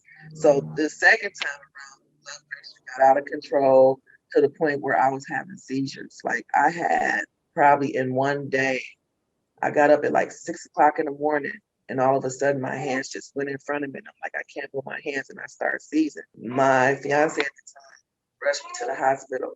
I had a seizure at home, and these were not like mild seizures. They were the grand mal seizures. So I had one at home, in the ambulance, in the elevator, on the way up to ICU. And then I had one in ICU. Wow. And it was like, I just had started having seizures. But that last time when I had those seizures was really when they just thought I was not gonna pull through. They was like, they couldn't keep my blood pressure down. It kept rising, so I was on the drip. They really had counted me out.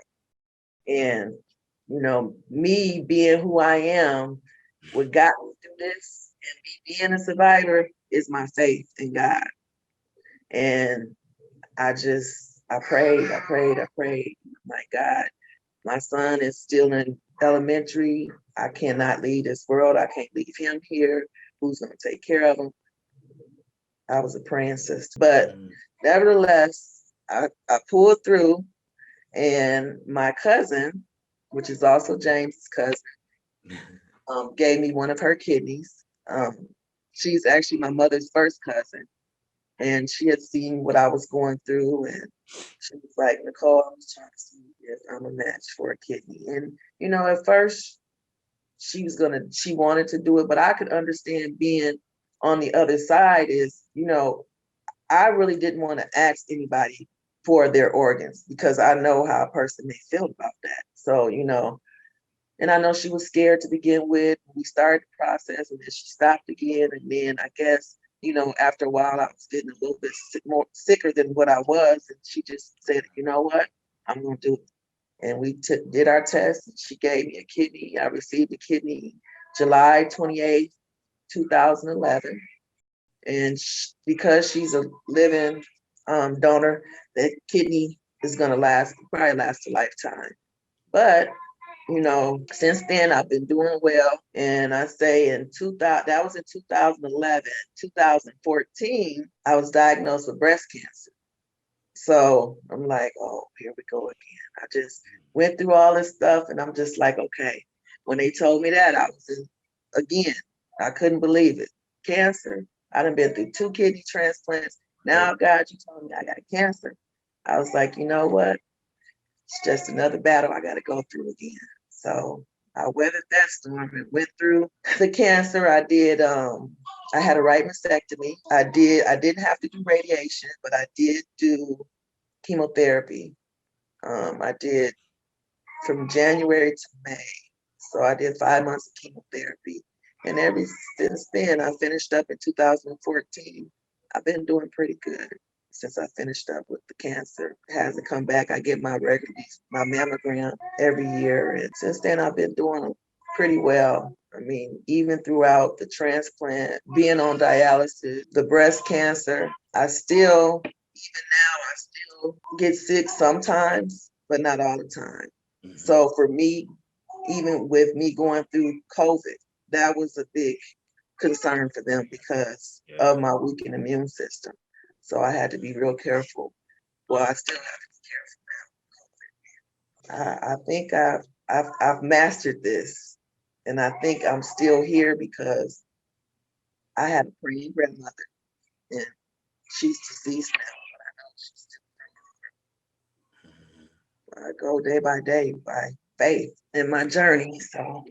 Yes, indeed. I was ready to say, you know, with all that you have survived, you probably laughed at, you know, what everybody else was tripping off of in 2020. But then again, you couldn't though, because you had to be, you know, precautions because of you got some underlying, you know, health challenges. So tell us about, you know, where you are today. How has your prayer life been enriched or your value system changed as a result? You know, I've been brought up I was brought up in Church of Christ on my grandmother's side, on my dad's side, Church of God in Christ on my. So it's like, for me, I've always been a spiritual person. I wouldn't say I'm religious, but so for me, it's changed because I had to accept the fact that I've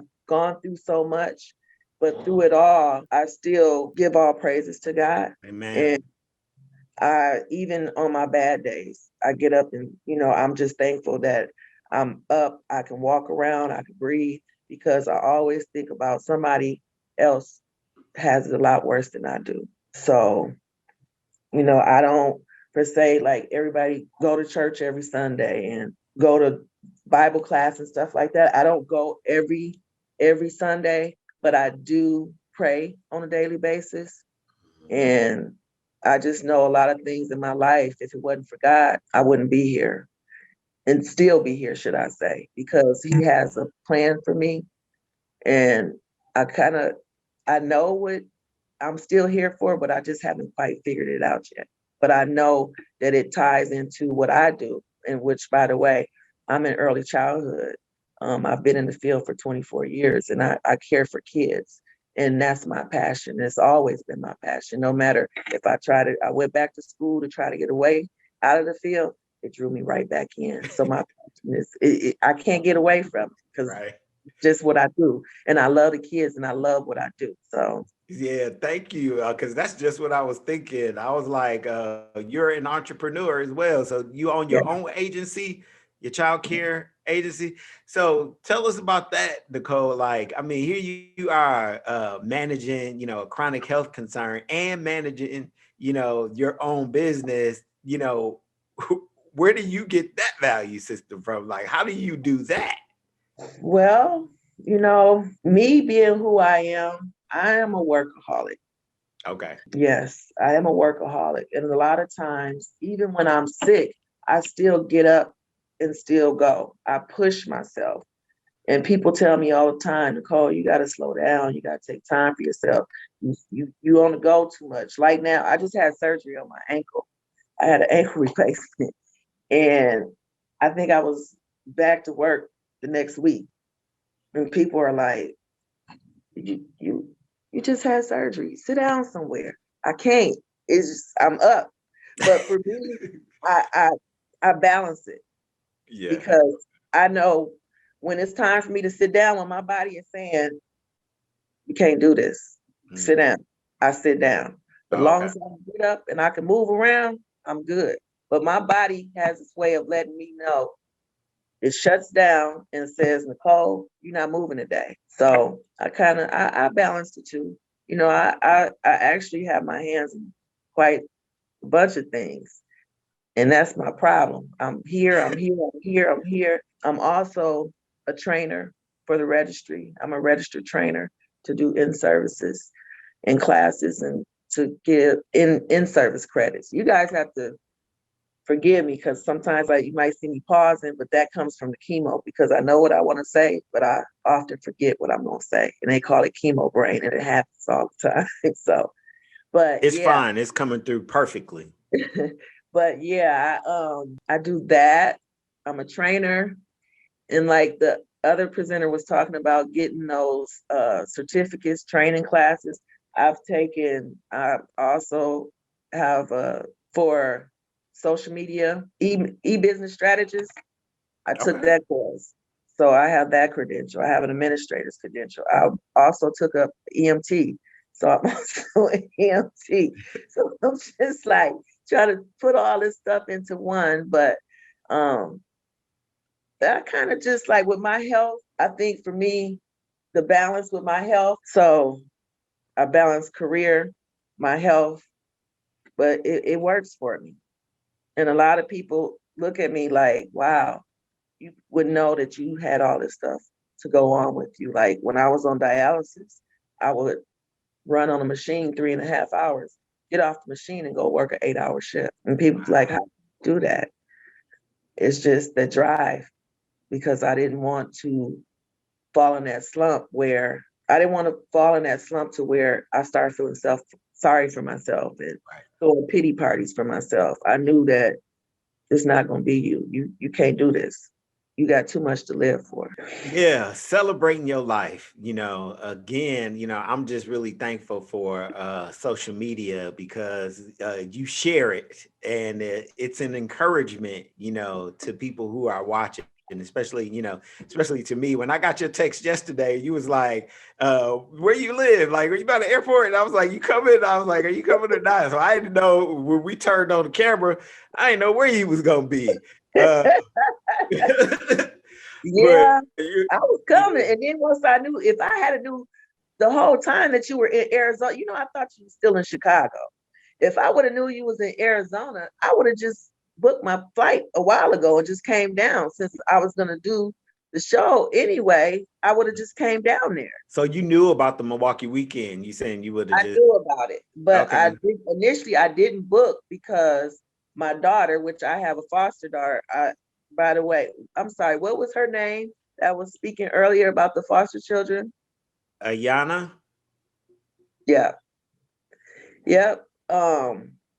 I was a foster parent as well for years.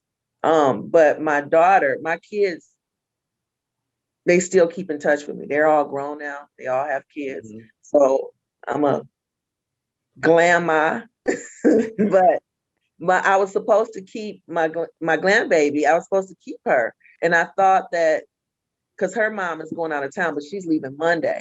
And I thought this was the weekend she was leaving. So that's why I didn't get the ticket because I was babysitting. So. All right. Nicole, Auntie Agnes just typed in the chat. You are the definition of perseverance. I don't know if that came from Dr. J, but thank you. Yeah, you are indeed. I love you guys. Yeah. Just encouraged, motivated by all that you do. It just clicked to me that, hey, wait a minute, Nicole is a small business owner too. She could talk about a lot more than just health, but you got some certifications and credentials that you haven't even tapped into yet, huh? No, I haven't, and I need to. Yeah. I think if I was like, it was 3 of me, I'd be dangerous. Yeah, right. So, what takeaways would you like to leave for the listening audience in regard to the life category of health? Any books, podcasts, YouTube videos? No. My story. I'm sorry. My story. It's the takeaway, right? My story is the takeaway. And my thing is this: don't ever think that because if you're diagnosed with a chronic illness, do not ever feel like it's the end of the world, like your life is over, because it's not. It's what you make out of it. Mm-hmm. And you have to be strong. Even if it's for your kids, you got to be strong for yourself first. And then, for your family and your kids. I'm sorry. That's okay. For your family and for your kids, don't ever just think that because you're chronically ill that you can't do anything anymore, because you can. And you just have to have faith in God in everything that you do. You have to have faith in God. You have to believe he's going to heal you and know that he is never going to forsake you. And he's not taking you through this for no reason. He takes his strongest warriors through these trials and tribulations and these storms for you to come out to a rainbow, a pot of gold at the end of your storm. And just know that I am, like my doctor told me, a lot of doctors that I see, every time they see me, oh, I'll never forget you. My one doctor told me I'm a modern day miracle of medicine because I've been through so much and I've gone through so much. So, and I'm still here and I'm still standing, and I just encourage anybody that's going through anything or has gone through, just know that you're going to be all right.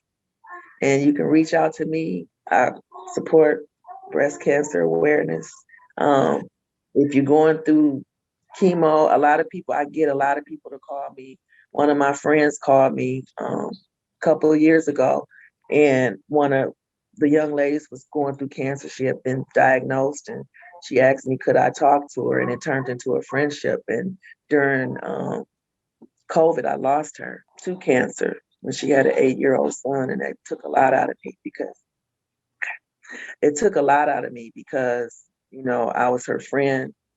She was like a little sister to me. Mm-hmm. So I just encourage everybody. Now I'm kind of getting emotional behind it because she meant a lot to me. Right. Yeah. And so I just want everybody to stay encouraged and know that there is nothing that our God can't do. Because if he did it for me, he'll do it for you. And I want to add one more thing. I am working on my nonprofit, and this is something that I've always wanted to do. Is I'm going to do a nonprofit for children who have parents that are critically ill, because a lot of times those children, luckily for me, I have a son. My son is 21 now, but luckily for me, when I was going through things I was going through, I had a good support team.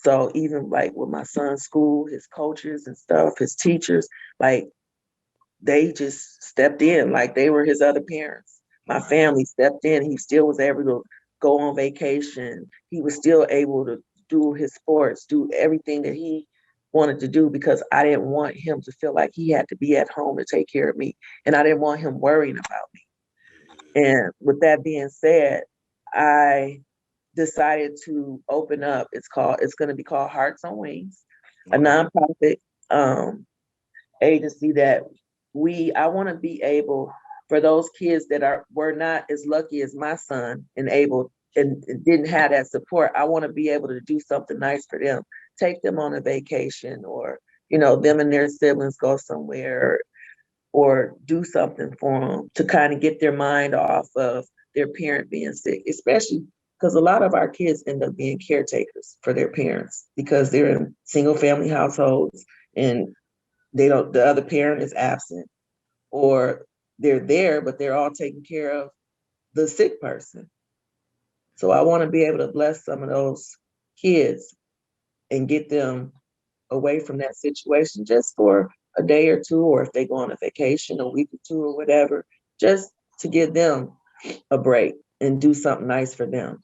Yeah, that sounds like an amazing resource and a needed one, right? Oh yeah, very needed. And those, believe it or not, those are kids that get tossed to the wayside. Nobody thinks about them. They don't think that the kid is the caregiver, and a lot of times they are. And it's hard. That's a lot on a kid to care for a person, especially like what I went through, being on dialysis, being sick. Some days I'm feeling good. I can't cook dinner. I can't help my kid with his homework. I can't take him here. I can't do this. We can't go on vacation because I'm restricted to the house. Or it's a lot. Mm-hmm. It is a lot. And people don't realize that. Yeah. But y'all made it through, and he's 21 now, right? He's and so 21. He's in his 4th year of college. He's going to school to be an architect. Wow. He graduated this year from UWM. Wow. He's just starting a t-shirt company that he's doing. He's getting ready to buy his first house. So he's doing good. That means you did a great job then. I tried. He walked on the lot, bought a car, didn't need me to co-sign, nothing. Right. So he good. Yeah, he is very good. So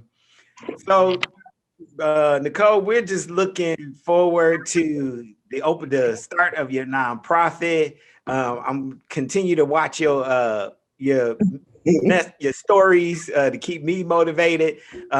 Thank you for showing up and sharing your journey and sharing all that makes you a survivor and a health specialist without a doubt. So thank you. Any closing words before you part?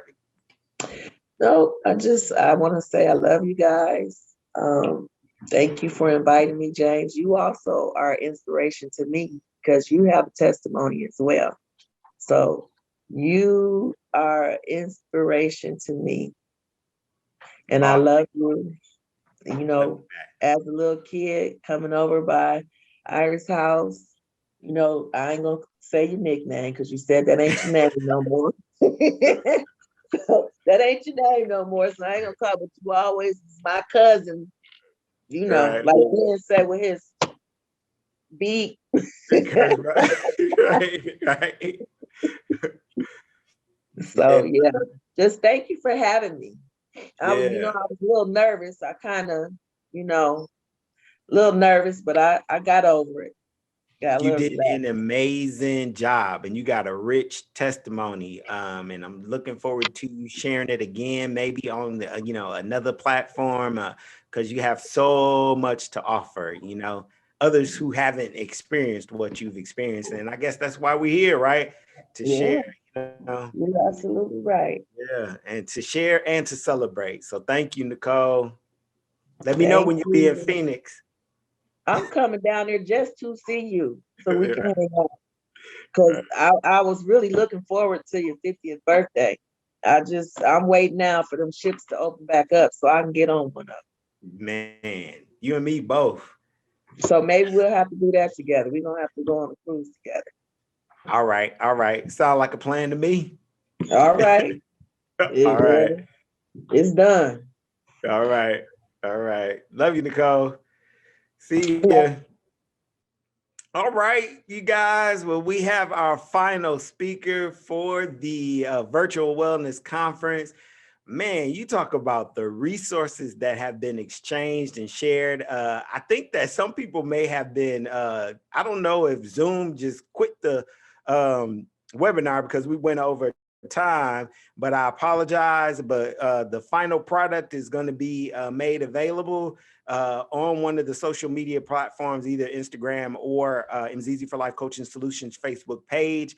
This webinar production has once again been provided by Being Perfected Assistance Service. You could check them out on Instagram or Facebook. And again, the final production is going to be visible and available to you all. So once again, I'd like to thank all the presenters for showing up here today to participate in this virtual launch for MZIZI4LIFE Coaching Solutions, where we strive to provide a values-driven experiential approach to life coaching.